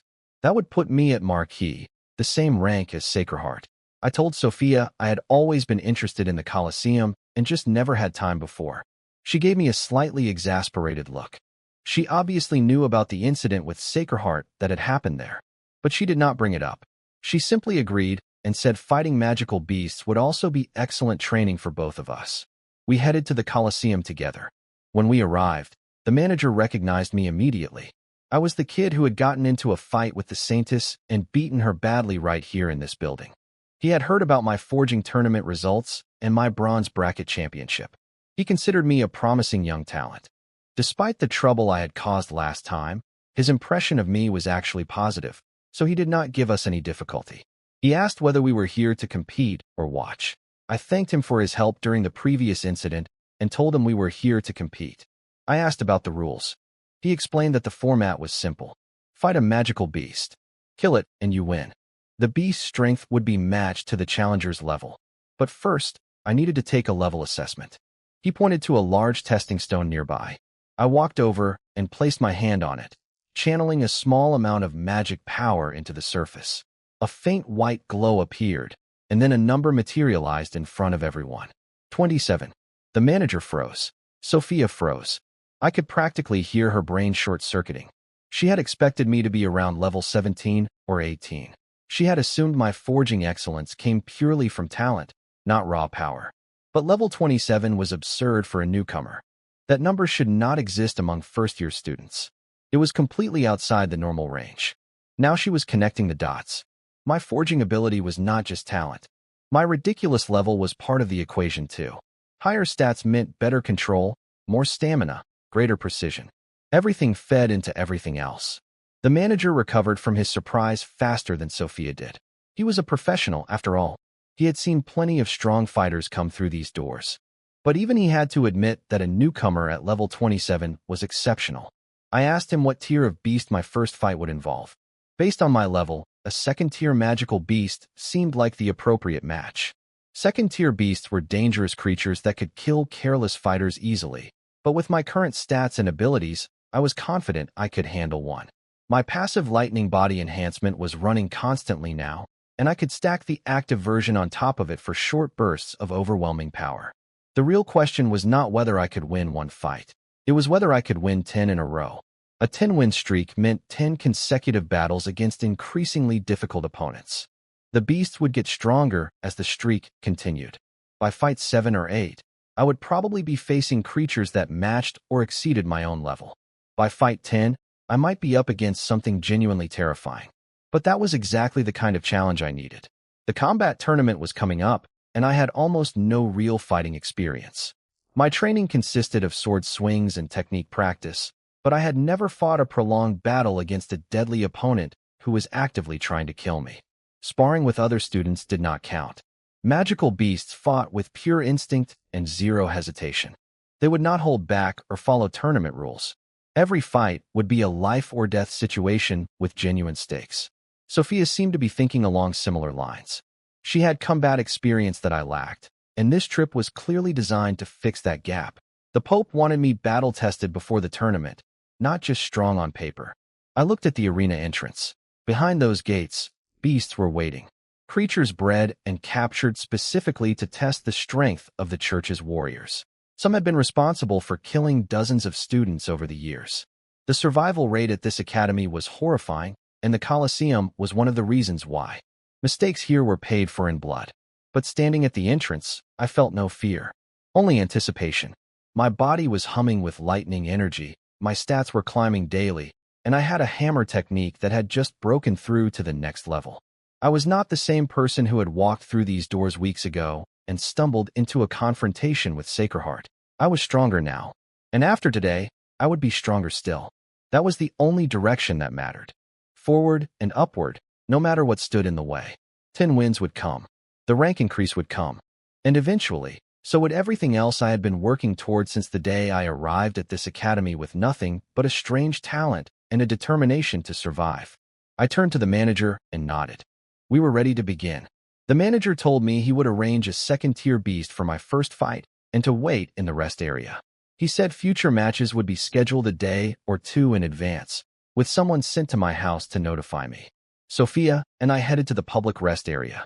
Since neither of us had any reputation here yet, we were in the common waiting room with a bunch of other competitors. I caught Sophia glancing at me repeatedly with the corner of her eye. She was clearly struggling to process how someone with such high forging talent could also be this strong in combat. She was over 3 years older than me and only level 46. That was considered excellent, even borderline top tier for her age. But I had reached level 27 in just 2 months at the academy. Give me 3 more years, and the gap would be terrifying. She was finally starting to understand why the Pope had assigned her to watch me. My existence did not make sense for someone with a supposed C-rank talent. Then I noticed something shift in her eyes. A new kind of calculation. She was looking at me differently now, with warmth that had not been there before. I read it instantly. She had figured out that my future was practically guaranteed. At minimum, I would become a cardinal. If she could win my heart, her own path through life would become much easier. I saw right through her. After spending this much time together, I knew Sophia was not the sweet girl she pretended to be. She was ambitious, opportunistic, and relentless about climbing higher. She would use every tool available to get what she wanted. An ordinary man would be wrapped around her finger within weeks. But she was dealing with me, and my past had made me far colder than she could imagine. I was good at reading people. If she actually tried to manipulate me romantically, her ending would be worse than she expected. She put on a concerned voice and asked if I was nervous. I was not nervous at all, but I could see what she was doing, so I played along. She cheered me on with a cute fist pump gesture, telling me I was strong enough to crush any beast easily. Her little performance did nothing for me, but it worked beautifully on everyone else in the room. Several men were already sneaking glances at her, completely charmed. One of them, a fellow Viscount, walked straight over to us. He struck what he probably thought was a dashing pose. He introduced himself as Prince Antoine, flashed his Viscount badge, and extended his hand towards Sophia, asking to get acquainted. Under normal circumstances, Sophia would have politely declined. She was picky about who she associated with. Someone at this level was not worth her time. But today, with me sitting right next to her, she changed tactics. She acted flustered and helpless, looking to me for rescue. Classic move, designed to trigger a man's protective instinct. I stood up, exactly as she wanted. I told him she was not interested and asked him to leave. He looked me over, noticed how young I was, and seemed briefly surprised. He probably knew better than to mess with a young prodigy. But then he looked at Sophia's face again, swallowed hard, and let his hormones override his judgment.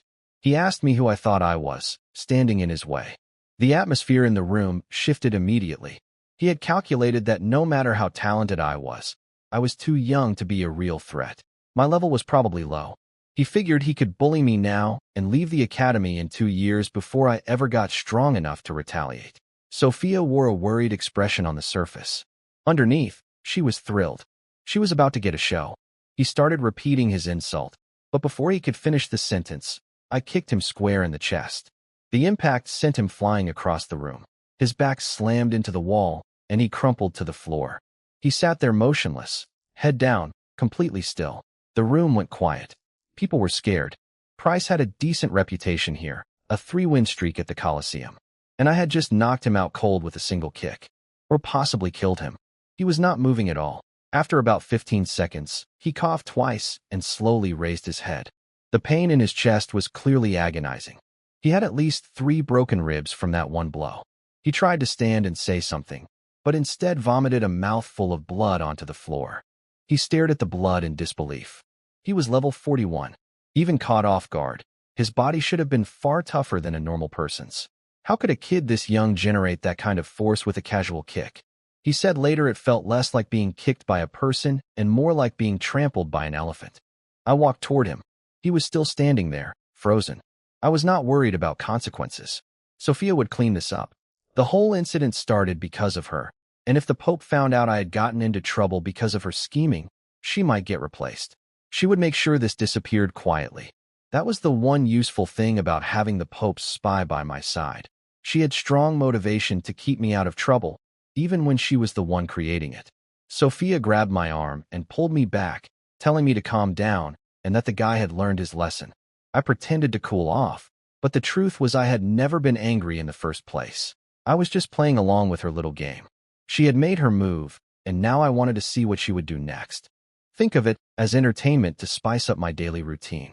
I told Price that Sophia had saved his life today, and that next time he saw us, he should walk the other way. He did not say a word. He clearly had no desire to experience another kick like that one. We sat back down together.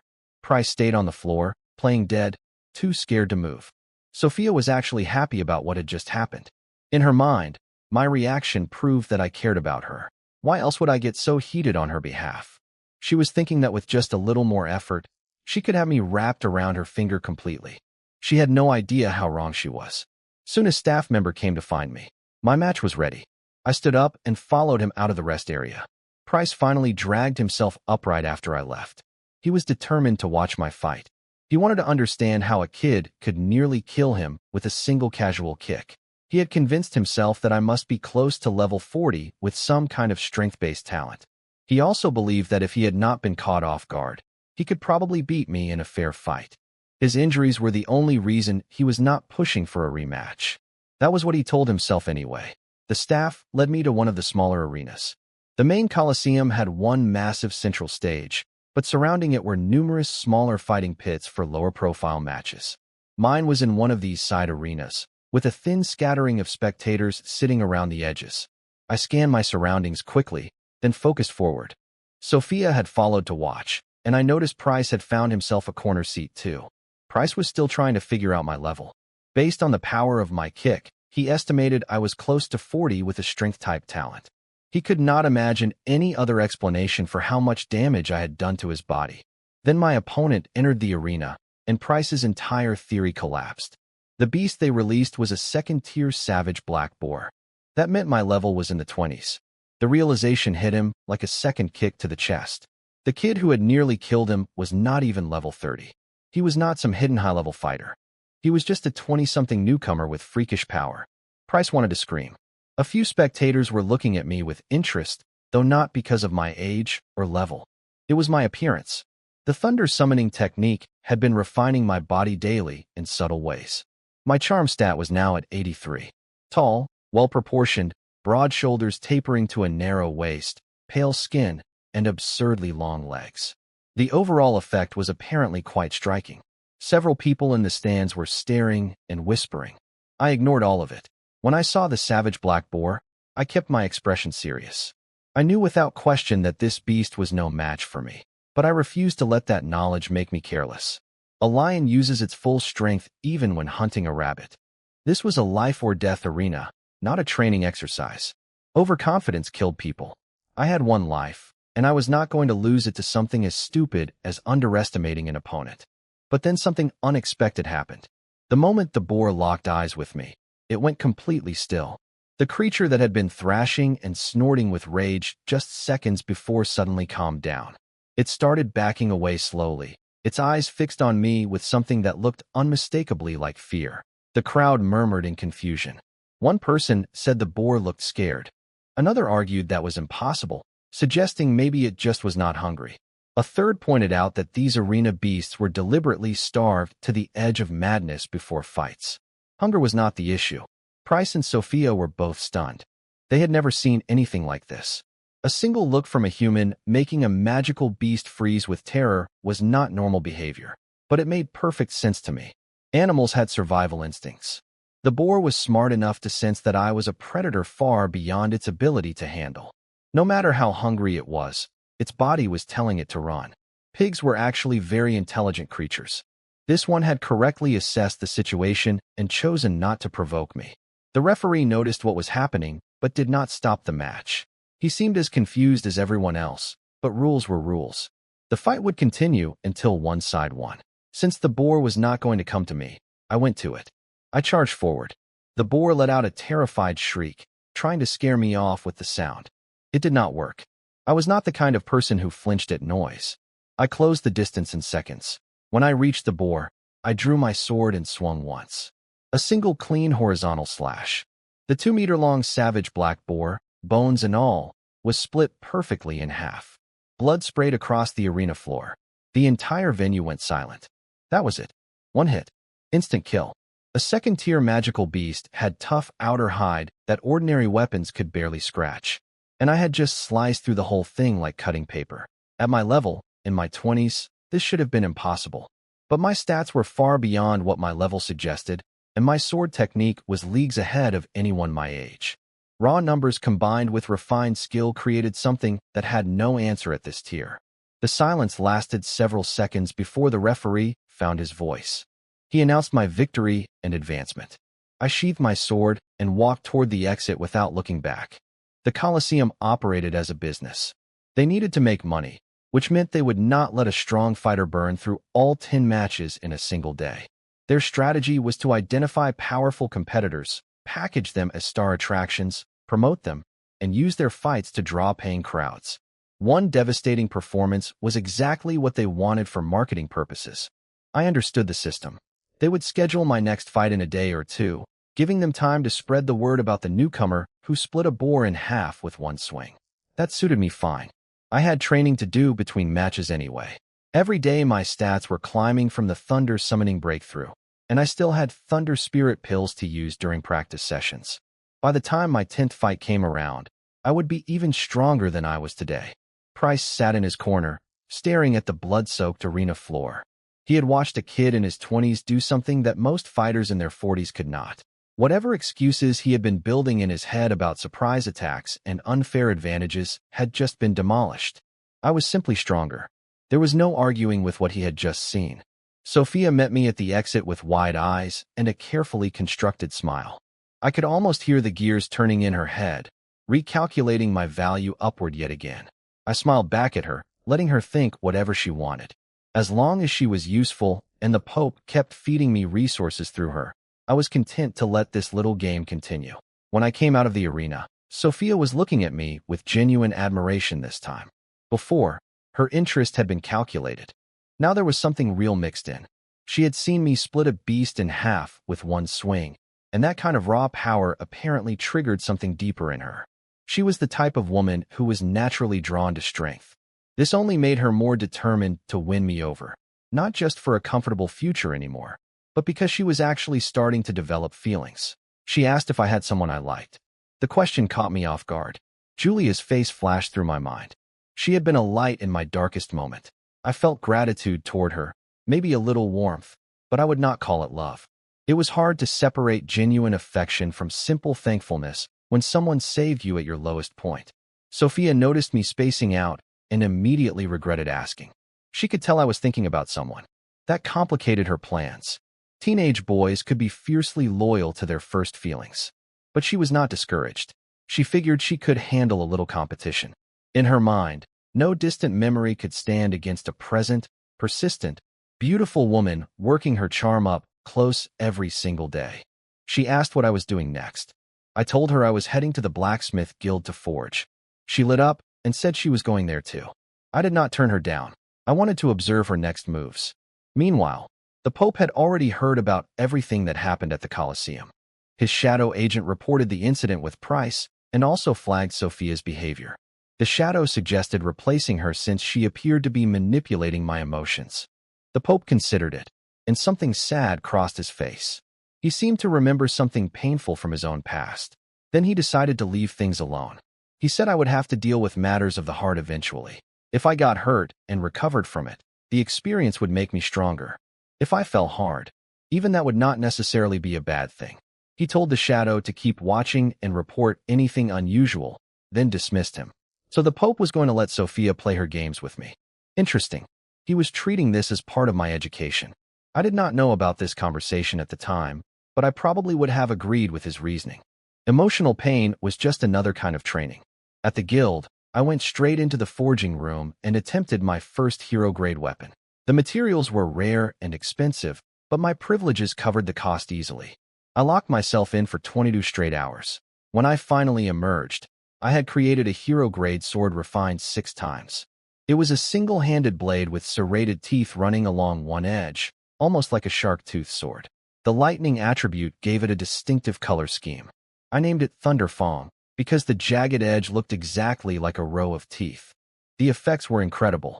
For anyone below level 50, it amplified lightning damage by 50%. On top of that, every strike carried bleeding and paralysis effects.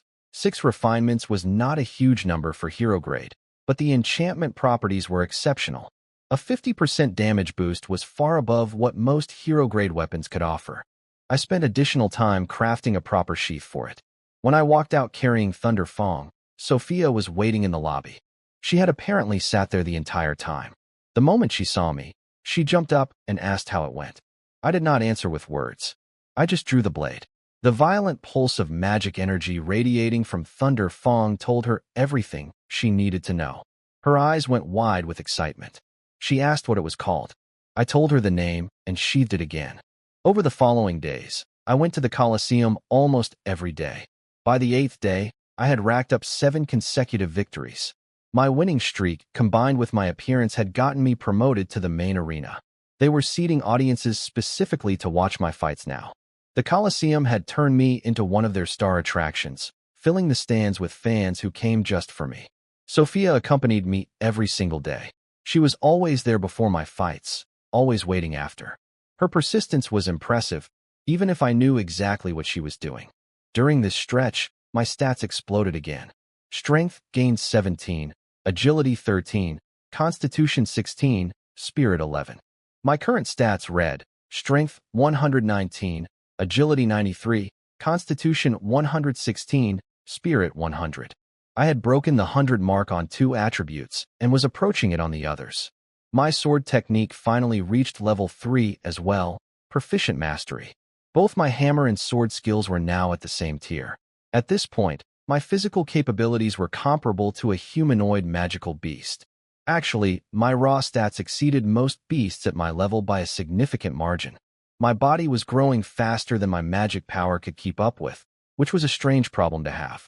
But even with that imbalance, if I fought Quinn right now, I was not sure he could beat me. That thought was both exciting and sobering. Quinn was my teacher, and yet the gap between us was shrinking at an alarming rate. Today was my 8th visit to the Colosseum.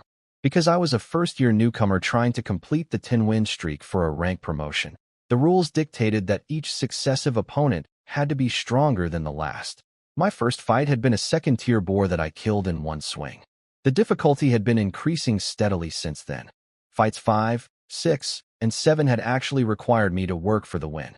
Nothing dangerous yet, but the beasts were getting tougher and smarter. Fights 8, 9, and 10 would be the real tests. The beasts at this stage would be matched closer to my actual combat ability. The Colosseum system was designed to push challengers to their absolute limit by the final fight. The 10-win streak was not meant to be easy. Plenty of talented fighters had failed at fight 9 or 10 and had to start over. I was not worried, though. My stats were climbing every single day. By fight 10, I would be measurably stronger than I was today. Time was on my side in a way it was not for anyone else. Every delay between matches meant more attribute points, more refined technique, more control over my lightning body enhancement. The longer the Colosseum took to schedule my fights, the worse it would be for whatever beast they put in front of me. I gripped Thunder Fong's handle and walked toward the main arena entrance. The crowd noise was already building inside. Somewhere beyond those gates, my 8th opponent was waiting. Time to add another win to the streak. The manager briefed me on the rules. Since I had 7 straight wins, my 8th fight would feature 2 third-tier magical beasts instead of 1. The difficulty was ramping up. I headed to the rest area and looked through the glass at the main arena. It was packed. While waiting, I watched the fighter before me, a second-year student with what looked like an A-rank elemental control talent. He was a water element warrior facing two wolf-type beasts for his fourth win. He immediately created a water armor around his body, which was the standard move for element controllers. It boosted defense significantly, but burned through magic power fast. I always thought that technique was decent but wasteful for low-level fighters. The two wolves attacked with real coordination. One would engage while the other struck from behind. The element warrior managed to stab one wolf through the eye, but ultimately the pressure of fighting two opponents overwhelmed him. The referee had to pull him out. Watching this, I took mental notes. Two opponents meant double the attack frequency, and the moment you dealt with one, the other would strike. On top of that, these wolves were higher level than their challengers. Another fighter went up after him. He faced four beasts, lost without surprise. Then it was my turn. The crowd erupted the moment I stepped onto the main stage. I had apparently built a real following here. Part of it was my appearance. Charm at 83 did its work, but mostly it was my fighting style. Every previous opponent had been cut clean in half with a single strike. People came to see that raw, overwhelming dominance. My opponents were two magic wolves. I drew Thunder Fang. The instant the blade cleared the sheath, my whole presence shifted. The air around me turned dangerous, but the wolves were too starved to care about instincts. They charged me, wanting nothing but to tear me apart. I stood completely still. It probably looked like I was frozen with fear. But the moment the first wolf reached me, I swung Thunder Fang horizontally. The blade tore through flesh and bone effortlessly. The wolf was split in two mid-charge, dead instantly. The second wolf lunged at the same moment. Its claws were inches from my body, but my left hand was faster. I grabbed its head. Just a slight squeeze and my fingers sank into the flesh and muscle of its skull through sheer force. I yelled and ripped its head clean off its body. Blood sprayed everywhere. I tossed the severed wolf head aside like garbage and walked toward the exit without looking back. The arena went completely silent for several seconds. Then the crowd lost their minds. They started chanting for another fight. What they had just witnessed was beyond anything normal. I had killed one wolf with my sword and torn the other's head off with my bare hand. A beast that was 10 levels above me. No weapon, no technique, just raw strength. The manager came rushing over, asking what happened. The referee told him everything. When he heard that I had ripped a wolf's skull off barehanded, his eyes went wide. He could barely process the information. Back in the rest area, I checked the calendar. 14 days until the newcomer combat tournament. At my current pace, I would complete the 10-win streak before then and upgrade my rank to Earl. Everything was on schedule. On the other side of things, Sacreheart had also decided to enter the newcomer tournament. To her, it was the fastest way to get her hands on me in a legitimate setting. She was apparently thrilled that in just 14 days, she would have an official excuse to fight me. She was still burning for revenge. Meanwhile, the shadow agent reported to the Pope about my day. The Pope listened and then asked a question that surprised even the shadow. Had I taken a single day off since arriving? The shadow agent told the Pope that I had not taken a single day off since arriving. He said that whenever I had even a minute with nothing to do, I seemed to fall into a state of anxiety.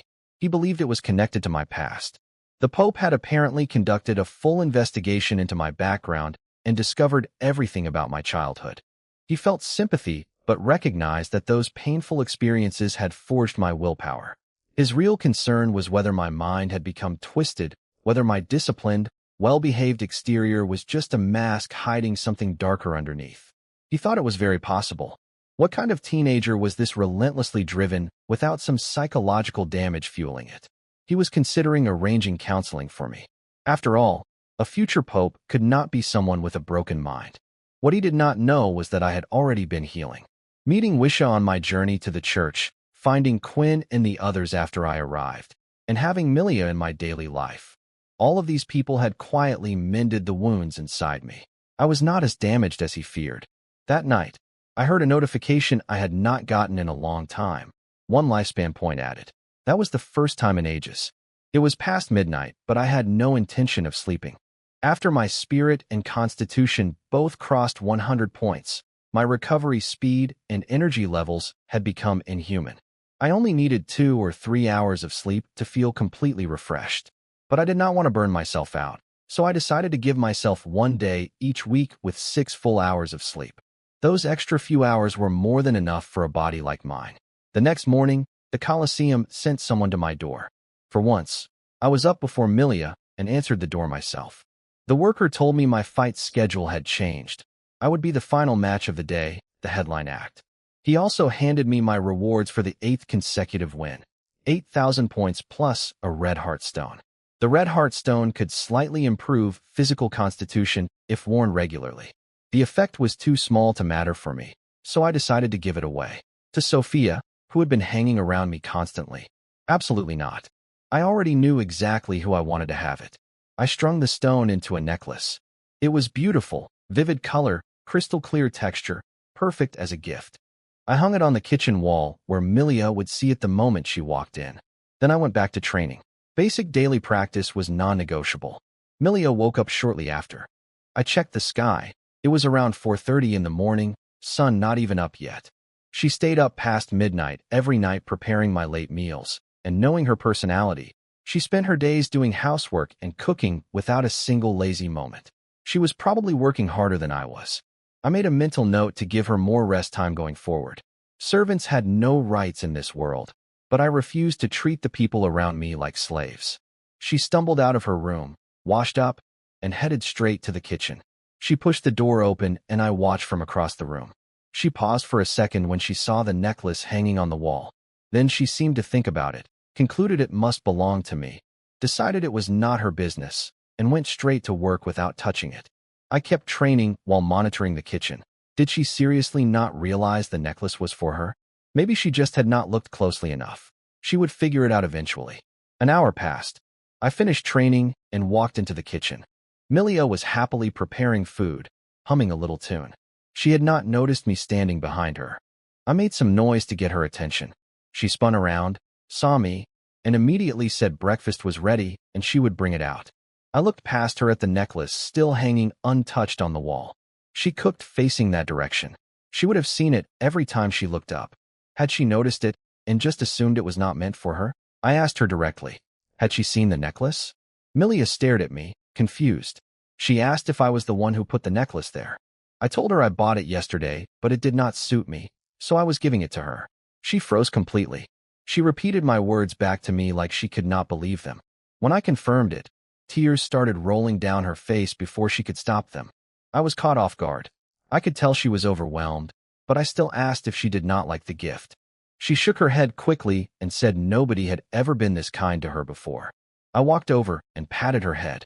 I told her not to cry over good things. She wiped her eyes and nodded. I told her I was hungry and asked if breakfast was ready. She snapped back into action immediately, setting everything out on the table. While I ate, she kept glancing at the necklace and smiling to herself. She prepared snacks for me too. Dried monster meat she had fried herself, some fruit juice. All homemade. She clearly treasured the necklace not because of its value, but because it came from me. I adjusted my plans for the day. Since I was scheduled as the final act at the Colosseum tonight, I had time in the morning. If I trained first, there would not be enough time for a full forging session afterward. But training all day would drain too much magic power before a fight. So forging first made more sense. I headed to the guild. What I did not know was that Rien had been stalking me. He had been tracking my daily routine for days and knew exactly which roads I took and when.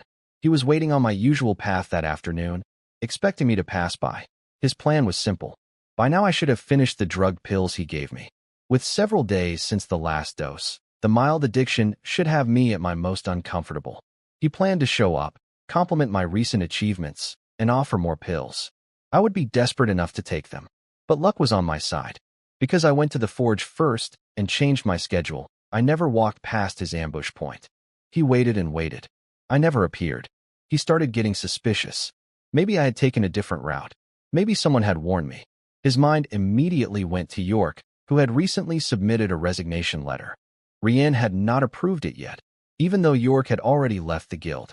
If anyone had betrayed the Alchemist Guild and tipped me off, York was the most likely suspect. Rien eventually figured out that I was headlining at the Colosseum tonight, which explained why my routine had shifted. He rushed over to the arena and decided to wait there instead. His new plan was to catch me after my fight, praise my performance, and hand over fresh pills. He hid in the VIP lounge to avoid making the encounter look too obvious. I finished forging in the afternoon. Since it was just practice, I made magic-grade weapons with no more than 6 refinements each. My efficiency had improved again. I left the finished pieces at the guild for sale and headed to the Colosseum. In my private restroom, I trained while waiting. Not a single second wasted. Occasionally, I glanced at other fighters competing on the main stage, but none of them impressed me much. Training time always flew by. A staff member appeared. 30 minutes until my fight. I wiped off my sweat, sat down cross-legged, and began regulating my breathing. When the time came, I walked out onto the main stage. The crowd exploded. My name echoed through the arena from every direction. People were screaming for me to tear my opponents apart. Even Rien, watching from the VIP section, was startled by the intensity. He knew I was famous, but this was his first time witnessing my popularity in person. Then my opponents emerged. For Magic Wolves, each at level 29, 10 levels above me. 4 of them at once. I narrowed my eyes. Just as I expected, the 9th round had doubled the difficulty from the 8th. For coordinated predators, all stronger than me on paper. But honestly, even facing 4 wolves above my level, I felt completely relaxed. My stats were so far beyond what my level suggested that these creatures were not the threat the Colosseum thought they were. The real question on my mind was what the 10th fight would look like. The final challenge for the 10-win streak. I had a feeling it would not be straightforward. Every round so far had escalated predictably. The 10th would probably break that pattern somehow. But that was tomorrow's problem. Right now, 4 wolves were snarling at me from across the arena, and thousands of people were watching. The wolves fanned out, already coordinating. Wolf-type beasts were intelligent pack hunters. They would not charge blindly like the boar from my first fight. They would probe, surround, and strike from multiple angles simultaneously. Good. That was exactly the kind of pressure I needed before the newcomer tournament. Sacreheart would be there in 14 days, along with every other talented first-year student. Real combat experience against coordinated opponents was far more valuable than any amount of solo training. These wolves were doing me a favor by being smart. I drew Thunderfang.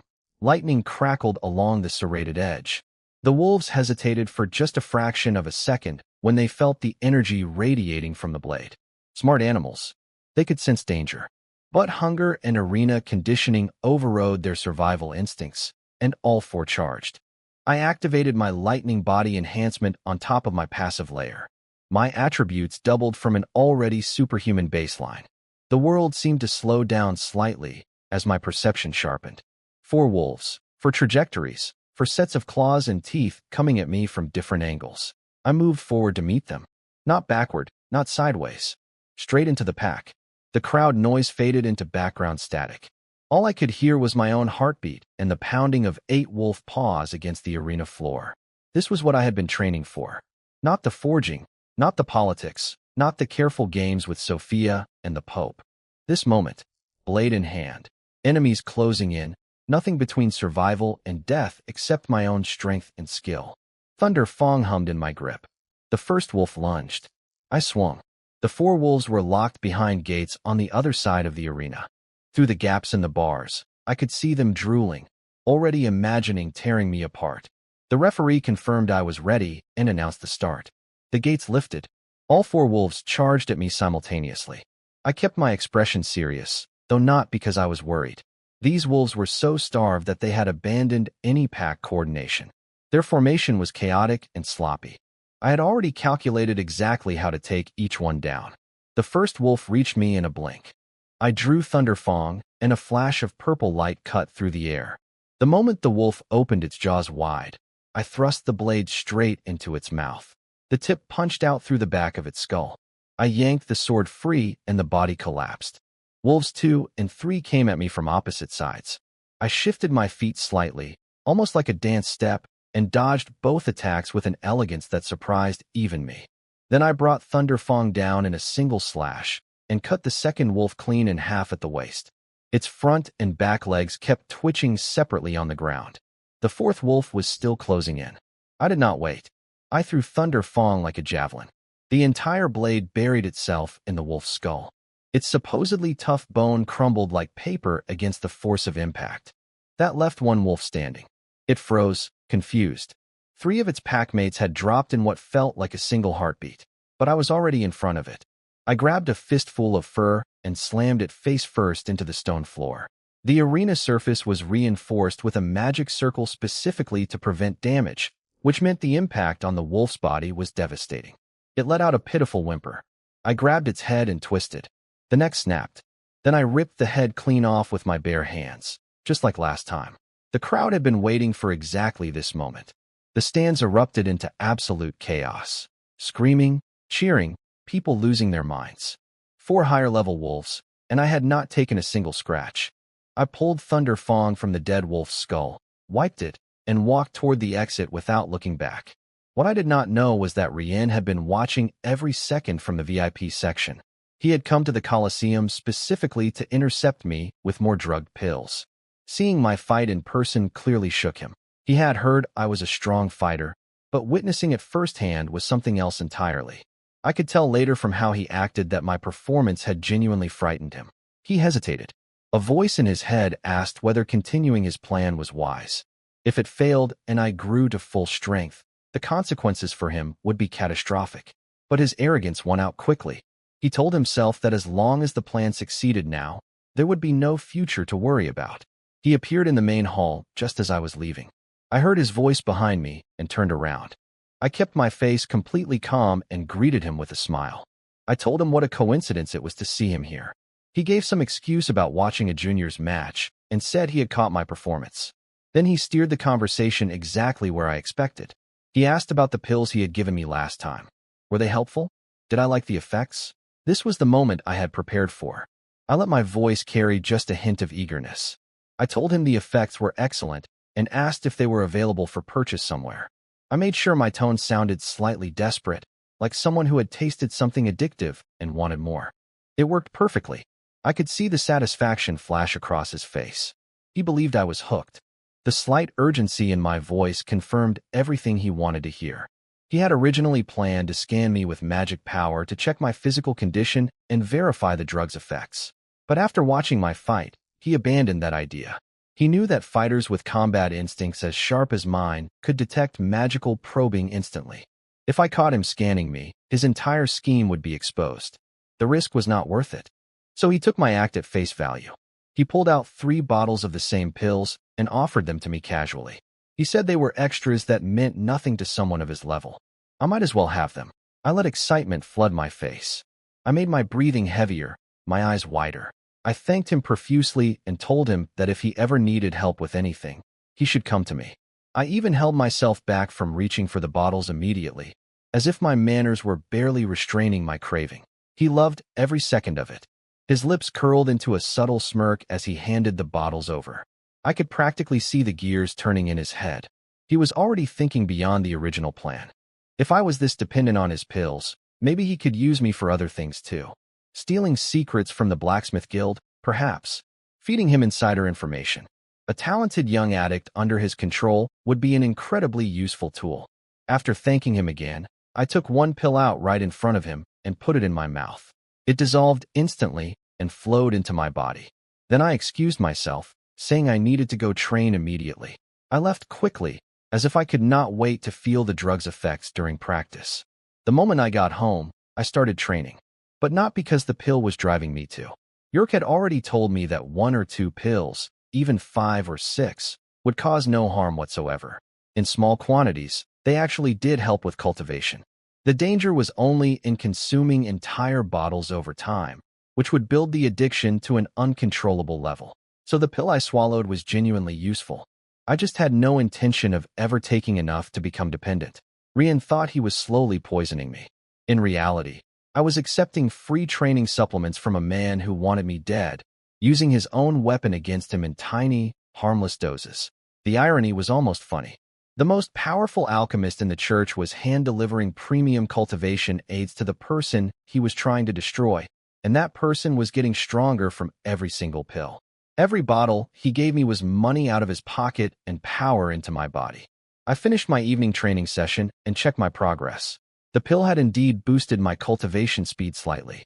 Combined with my daily attribute gains from the thunder summoning breakthrough, the effect was noticeable. My stats were climbing steadily.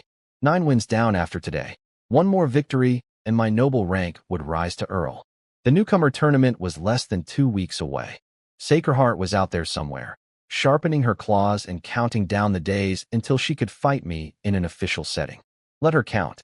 Let Rien plot. Let Sophia scheme. I had Thunder Fong on my hip, lightning in my veins, and a body that grew stronger every single day without fail. Whatever came next, I would face it the same way I faced those 4 wolves tonight. Head on. No hesitation. No mercy. I spent 3 hours digesting the pill's effects. When I checked my stats afterward, I was stunned. Just one pill had pushed me to level 30 and raised all 4 attributes by about 4 points each. Rien's skills as an alchemist were genuinely incredible. If you could ignore the addictive side effects, this drug was basically a miracle medicine for someone at my stage. No wonder he was confident his plan would work. I sealed the remaining pills away. Technically, I could safely take a few more, but there was no need right now. I also wanted to get my body checked at some point to make sure nothing was wrong. Rien had played it safe with the dosage, which actually worked in my favor. More importantly, I could not afford to raise my level any higher before tonight. The Colosseum matched opponents based on your current level. Every point mattered. I had also been holding off on using the training resources I bought earlier for the same reason. Save them until after the 10-win streak. The next morning, the Colosseum worker arrived early again. I opened the door myself. He handed me my 9th win rewards, 10,000 points and a rare or used for hero-grade weapon forging. Then he told me about tonight's final challenge. I would face 1 mutant beast 15 levels above me, plus 4 regular beasts 10 levels above me. All at once. That hit differently. I remembered the mutant goblin warrior I had fought before. Just a goblin, but after mutation, its power had been terrifying. A mutant beast of a higher species would be far worse. The exact threat depended on the degree of mutation, but this was clearly a massive step up from yesterday. At level 30, my opponents tonight would be 1 level 45 mutant and 4 level 40 beasts. Yesterday at 29, I had faced 4 level 39 wolves. 1 level difference, but the difficulty had skyrocketed. Still, I was not panicking. Thunder Fong was a hero-grade weapon. It could pierce through 4th-tier beast defenses easily, even 5th tier if needed. My real advantage was firepower, not durability. As long as I could hit them, they would go down. I adjusted my plans. No forging today. Instead of going to the guild, I stayed home and trained lightly. The goal was not to exhaust myself, but to get my body into peak condition for tonight. Low intensity, high focus, saving every drop of energy. News of my 9-win streak had spread everywhere. Shaga, Winnie, and Gato all wanted to come watch my 10th fight. But when they saw the ticket prices, they could not afford them. So they planned to wait outside the arena for results. Quinn and several others who were close to me also planned to attend. They had already secured seats in the stands. My enemies had heard the news too. Sacred Heart smashed her room apart again when she learned my rank was about to rise. Then she calmed herself down and came to watch. Her obsession with me had reached an absurd level. Rien was there as well. Every one of my enemies expected me to win. That was the strange thing about my reputation now. Even the people who hated me believed I was unbeatable. The earlier matches were unremarkable. Win some, lose some, nothing exciting. The crowd was half asleep watching contestants get rescued by referees one after another. When I finally arrived at the Colosseum, I ran into Shaga and her group outside. They had come to cheer me on despite not being able to get in. Without hesitating, I brought them inside with me. I told them that going forward, if they ever needed help, they should just ask. No need to be so timid around me. Of course, I could not help with anything truly unreasonable, but within normal bounds, I would always be there. All 3 of them lowered their heads shyly and mumbled agreement. This was their first time inside the Colosseum. The luxurious environment clearly overwhelmed them. They were afraid of doing anything wrong.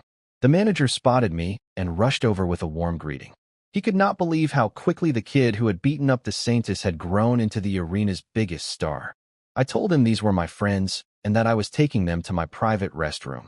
He glanced at Shaga and the others, instantly recognizing them as nervous newcomers, but did not object. The manager's eyes lit up with an idea. He pulled out 3 annual passes and gave them to Shaga and her group, saying they could come to the Colosseum anytime for free. The 3 of them looked at me, unsure whether to accept. I told them to just take it. The manager was trying to build a relationship with me, and since he had genuinely helped me before, I did not mind. His name was Eugene Kenneth, one of the Colosseum's directors. When Shagao realized that the friendly man who had just handed them free passes was actually a senior executive, she went quiet. All three of them became even more stiff around me. They were measuring the gap between us again. If I won tonight, I would become an earl. The difference in our social standings would be enormous. I brought them to my private restroom. It was spacious with a massive glass window overlooking the entire arena. They stood frozen like baby chicks, afraid to touch anything. I told them to relax and started preparing for my fight. Staff brought in fruit and refreshments, which only made the three of them more overwhelmed. Half an hour before my match, I drank a magic recovery potion and cleaned myself up. From inside the tunnel, I could already hear the crowd chanting my name. The feeling of being a star was honestly pretty enjoyable. When I stepped onto the arena floor, the audience went wild. But I kept my eyes fixed on the opposite side. 5 massive wolves waited behind the gates. 4 of them were giant gray wolves, over 4 meters long, solid gray fur, powerful by normal beast standards. The bigger the body, the stronger the beast, and these things earned the word giant in their name. But the 5th wolf was something else entirely. Over 5.5 meters long, covered in gray fur streaked with black-red stripes, and glowing crimson eyes. I recognized the species immediately. A hell demon wolf, a mutant evolution of the giant gray wolf. Beyond having superior strength and speed compared to its base species, the hell demon wolf excelled at magical attacks. It could launch fireballs with strong corrosive properties, and its massive body meant an enormous magic power reserve. This was a seriously dangerous creature. My expression hardened. This fight required absolute focus. The referee announced the start. The gates opened. But unlike previous opponents, these wolves did not mindlessly charge at me. They formed up around the hell demon wolf and advanced at a steady, controlled pace. The leader was directing them. This pack would attack with coordination and strategy. That changed things. I could not wait for them to set up their formation. I had to strike first. I adjusted my stance and charged straight at them. Shaga covered her eyes from the viewing room. The size difference alone looked hopeless. 5 enormous wolves against 1 human.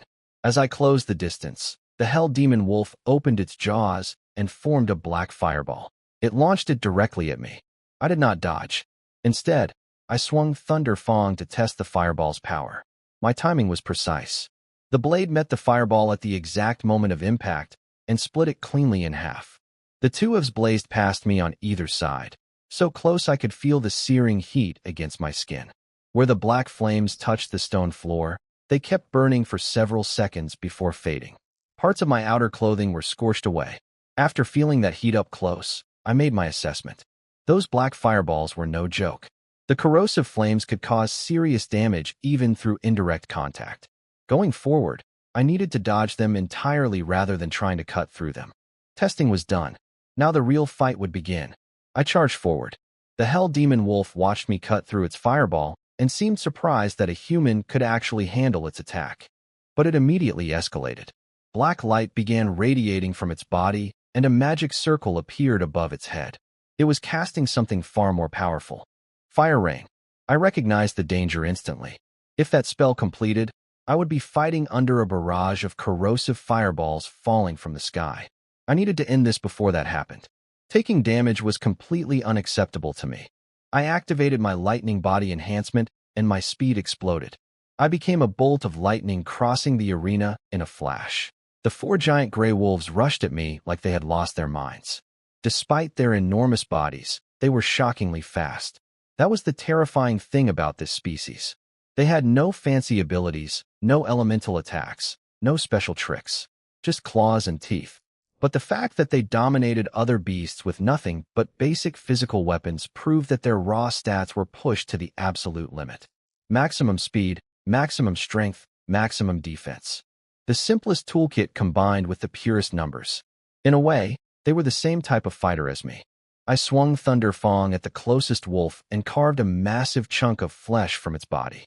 But unlike the smaller beasts I had fought before, this thing was too large to kill in one hit, and its pain tolerance was almost non-existent. Even with a wound deep enough to show bone, it did not flinch. It kept attacking with the same ferocity as before. These creatures barely felt pain at all, which made them relentless in combat. Normal beasts would never dare fight something this savage. The wounded wolf lunged at me with its jaws wide open.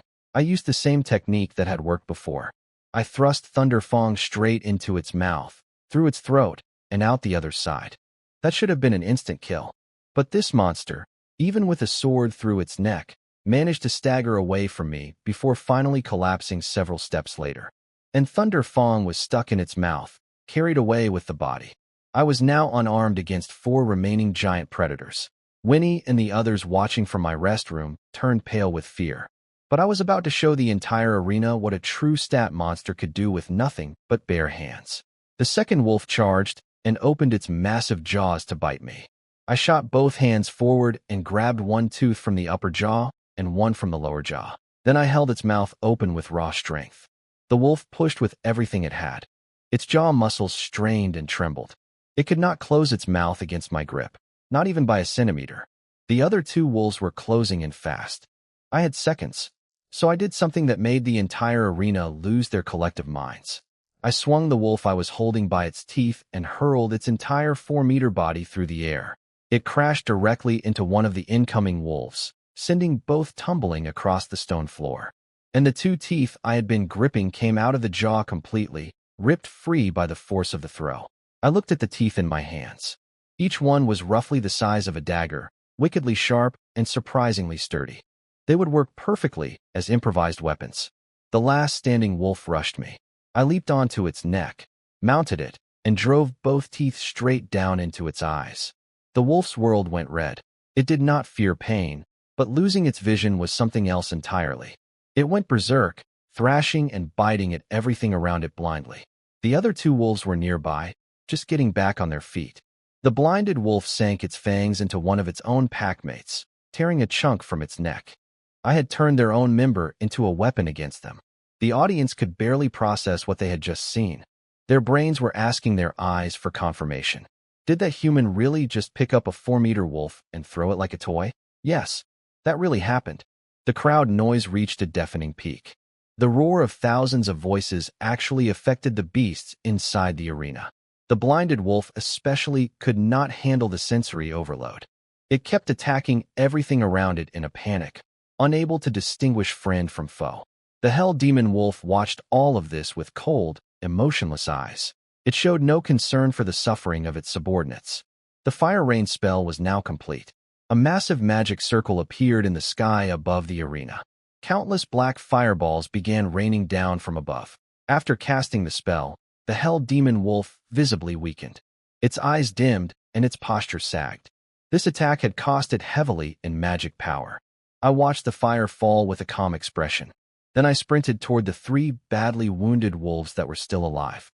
I reached the blinded one first and kicked its front leg. The bone snapped on impact.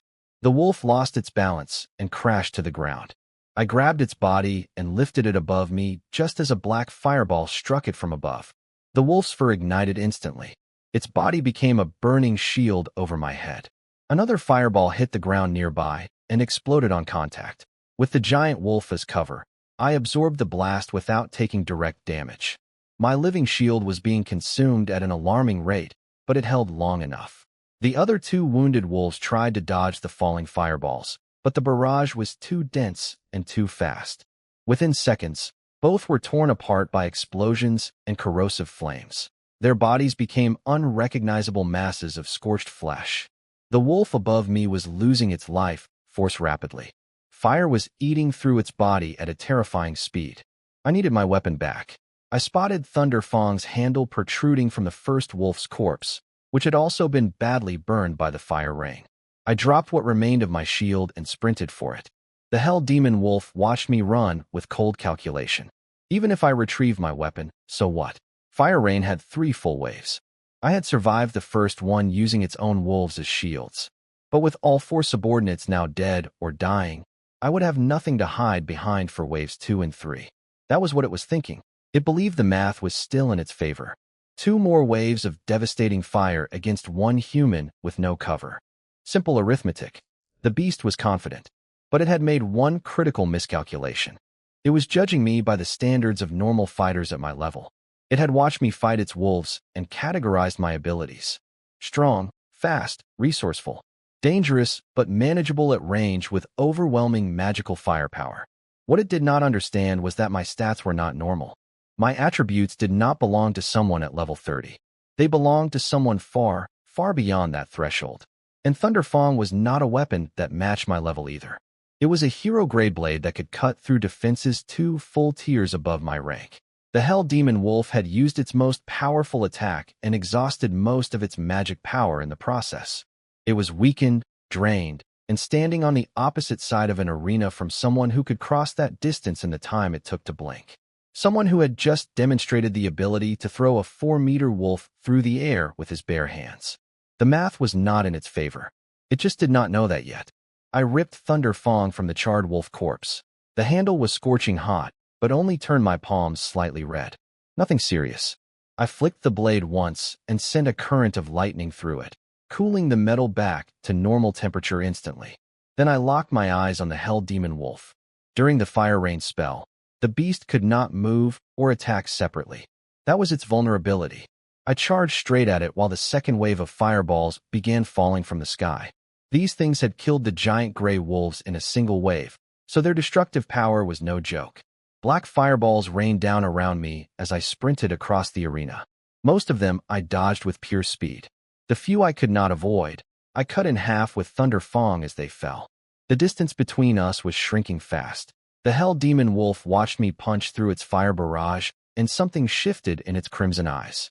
It realized the fire rain was useless against me, so it stood up and canceled the remaining spell entirely, choosing to fight me head-on instead. Just because this creature leaned toward magic did not mean its close combat was weak. A bone-shaking roar erupted from its throat, and hellfire ignited across its entire body. It looked exactly like a demon crawling out of the underworld. The heat radiating from its burning fur was intense enough to warp the air around it. I did not hesitate. I closed the remaining distance and swung Thunderfang at its face. The blade carved off a chunk of flesh from its jaw, exposing white bone and teeth underneath. The wound made the monster look even more terrifying than before.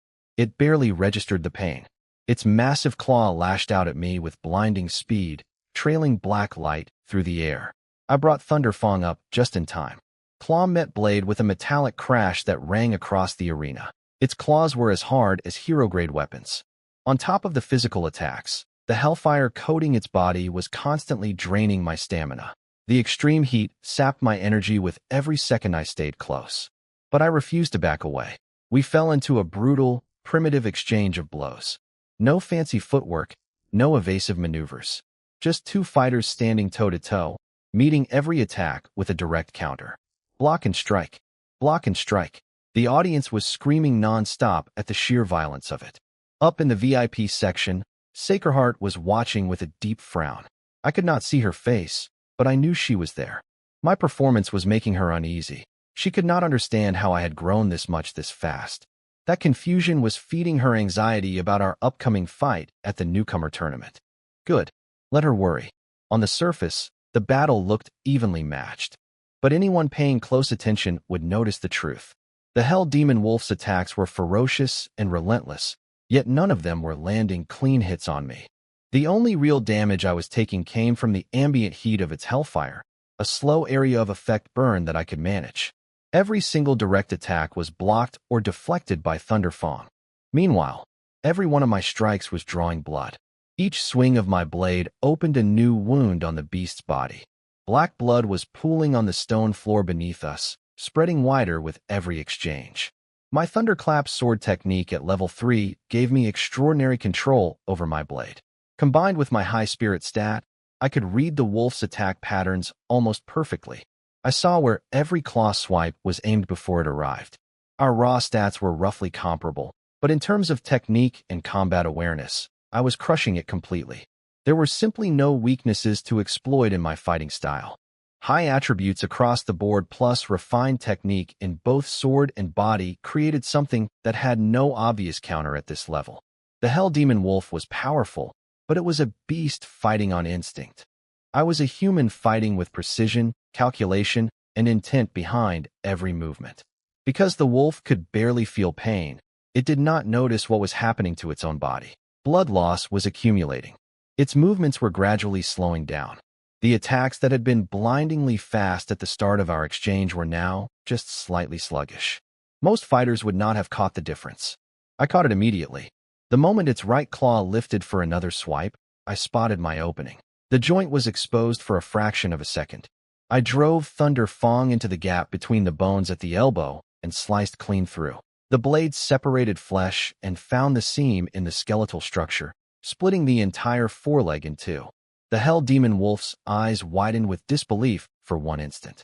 Then its massive body tilted and crashed to the ground. It struggled desperately to stand back up, but a wave of dizziness from the catastrophic blood loss hit its brain. Its remaining legs scrambled against the stone, but could not find purchase. I struck immediately. Thunder Fong plunged into the side of its neck. Then I dragged the blade sideways, opening a gash that nearly severed the throat entirely. A torrent of black blood erupted from the wound, spraying across the arena floor in a dark fountain. I jumped backward instantly. Even dying, the beast's body was still attacking on pure instinct. Its remaining claws scraped at the air where I had been standing. Its burning crimson eyes stayed locked on me, filled with murderous hatred, as if it wanted to devour me even in death. I was not taking any chances. I stepped forward one final time and thrust Thunder Fong through its ear canal. The blade punched straight through its brain and emerged from the opposite ear. The Hell Demon Wolf finally went still. I pulled my sword free and looked toward the VIP section. The glass was opaque from the arena side, but I knew Sacred Heart was watching. She knew that I knew. We stared at each other through the barrier, separated by glass and 12 days. At the newcomer tournament, she planned to make me pay. I planned to show her exactly how wide the gap between us had become. I left the arena. Behind me, the crowd refused to quiet down. They had just witnessed history. I was only the 9th person in the Coliseum's existence to achieve a 10-win streak as a first-year student. Every previous person who had accomplished this feat had possessed an S-rank talent and had been immediately granted marquee rank upon entering the academy. The Coliseum's rank advancement system only applied to those at Viscount level or below, meaning the maximum achievable rank through this path was Earl. Going higher required 50 consecutive wins, which was virtually impossible for anyone except the absolute strongest S-rank holders. Eugene was waiting in my restroom when I returned. He congratulated me and said that starting today, I should be addressed as Earl Clan. My results would be reported to the church administration, and my official Earl badge would be granted tomorrow. I nodded. Shaga, Winnie, and Gato were standing behind Eugene with expressions somewhere between awe and terror. They had watched everything through the glass window. The blood, the fire, the raw brutality of the fight. This was a side of me they had never seen before. But they were still here, still my friends, still waiting to congratulate me despite the growing distance between our worlds. I looked at them and felt something warm beneath the exhaustion. These connections mattered. Not because they made me stronger, but because they reminded me that strength without people to protect was just violence with no purpose. I had plenty of violence in me already. What I needed was more reasons to keep it pointed in the right direction. Tomorrow I would receive my Earl badge. In 12 days, Sacred Heart would come for me at the tournament. And somewhere out there, Rien was still plotting, Sophia was still scheming, and the Pope was still watching from the shadows. The game was getting more complicated every day, but my path remained simple. Train, forge, fight, grow. Everything else would sort itself out as long as I kept moving forward. Eugene asked if I planned to keep fighting at the Coliseum. The battles were approaching life or death intensity, which actually made them excellent training. I told him I would come back roughly once every 10 days, but only after the newcomer combat tournament was over.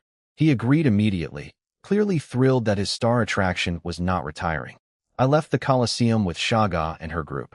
They kept looking back at the building like they could not believe what they had just experienced. I understood the feeling. Their world and mine were separating rapidly. But before we parted ways, I had something for them. I pulled out 3 magic-grade weapons I had forged personally. A spear for Shaga, and weapons suited to Winnie and Gato. I told them these should significantly boost their combat power and that I wanted them to perform well at the upcoming tournament. Shaga tried to refuse, saying the gifts were too valuable. But her eyes never left the spear. The moment she held it, I could see the connection form instantly. The weight, the balance, the feel in her hands. It was like the weapon had been made specifically for her. Because it had been. I had crafted each one with their fighting styles in mind. I told them to just take the weapons and consider it an investment. They could repay me later. All three nodded earnestly. They were so honest and straightforward that I almost laughed. They seemed like the type who would be easy to trick. Fortunately for them, I was on their side. I reached over and patted Winnie on the head. I asked if she had been eating properly. She shook her head quickly and said she had been eating fine but had not been drinking blood, which was why she was not gaining weight. As a vampire, skipping blood consumption was not just a dietary choice. It would eventually shorten her lifespan. She knew this. I could tell she was struggling with it internally. After we parted ways that night, she apparently decided to start drinking blood again. She was finally ready to face that part of herself. Gato and Shaga went home to train. Everyone had their own battles to fight. Mine was at the forge. But this time I was not making weapons. I needed armor. The newcomer tournament was 12 days away, and I had been fighting in regular clothes this entire time. Against the Colosseum beasts, raw stats and Thunder Fong had been enough. Against talented human opponents who could think and adapt, proper protection would matter. I also started thinking about getting a mount.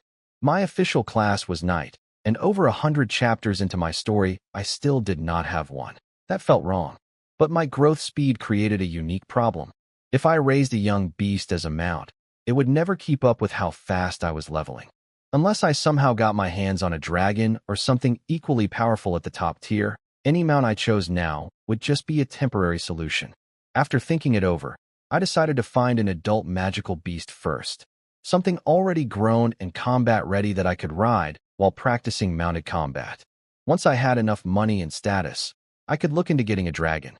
For now, practical was better than perfect. The next day, I went to receive my Earl badge. The ceremony went smoothly. The Pope himself conducted the ceremony. He stood before me, placed the badge on my chest, and congratulated me. He told me I would eventually get everything I wanted. I thanked him and meant it. My feelings toward the Pope were shifting. Every time we interacted, his sincerity seemed genuine. He really did act like an elder who wanted nothing more than to see a younger generation succeed. I could not tell if it was real or if he was simply the greatest actor I had ever met. Either way, the help he had given me was concrete and measurable. Better food, secret protection, opportunities to grow. If our paths ever diverged in the future, I would give him one chance before treating him as an enemy. He had earned at least that much. After the ceremony, I headed straight to the blacksmith guild. When the smiths there saw the Earl badge on my chest, the shock was visible on every face. Most of them had no idea I had been fighting at the Colosseum. They only knew me as a forging prodigy, not a combat monster. The badge forced them to reconsider everything they thought they knew about me. Dick happened to be at the guild that day. He stared at my Earl badge, then looked down at his own identical badge. His face twisted through several emotions in rapid succession. He could not accept that a teenager he had challenged to a 3-year bet was already standing at the same noble rank as him. He demanded to know how I had become an earl. I shrugged and told him it just sort of happened. Before he could explode further, I walked past him toward the forging room. Our 3-year agreement was looking increasingly one-sided. At this rate, I would not need 3 months, let alone 3 years, before I could handle him completely. I spent the next stretch of time crafting armor. Since I had never forged protective equipment before, I did not attempt hero grade. Instead, I built a complete magic-grade armor set with 10 refinements. The craftsmanship took everything I had learned and applied it to a completely different type of forging. Weapons were about concentrating force into a single edge or point. Armor was about distributing impact across surfaces while maintaining mobility. The finished suit was silver-white with intricate lightning patterns engraved across every plate. I designed it with a sleek, form-fitting profile rather than the bulky style most knights preferred. This made it look more elegant and allowed much greater freedom of movement during combat. Underneath the metal plates, I lined everything with high-quality soft beast hide so the armor would not chafe or restrict my skin. Comfort mattered during long fights. After the main chest piece, I forged a matching helmet, combat boots, bracers, and a reinforced belt. Each piece complemented the others in both function and appearance.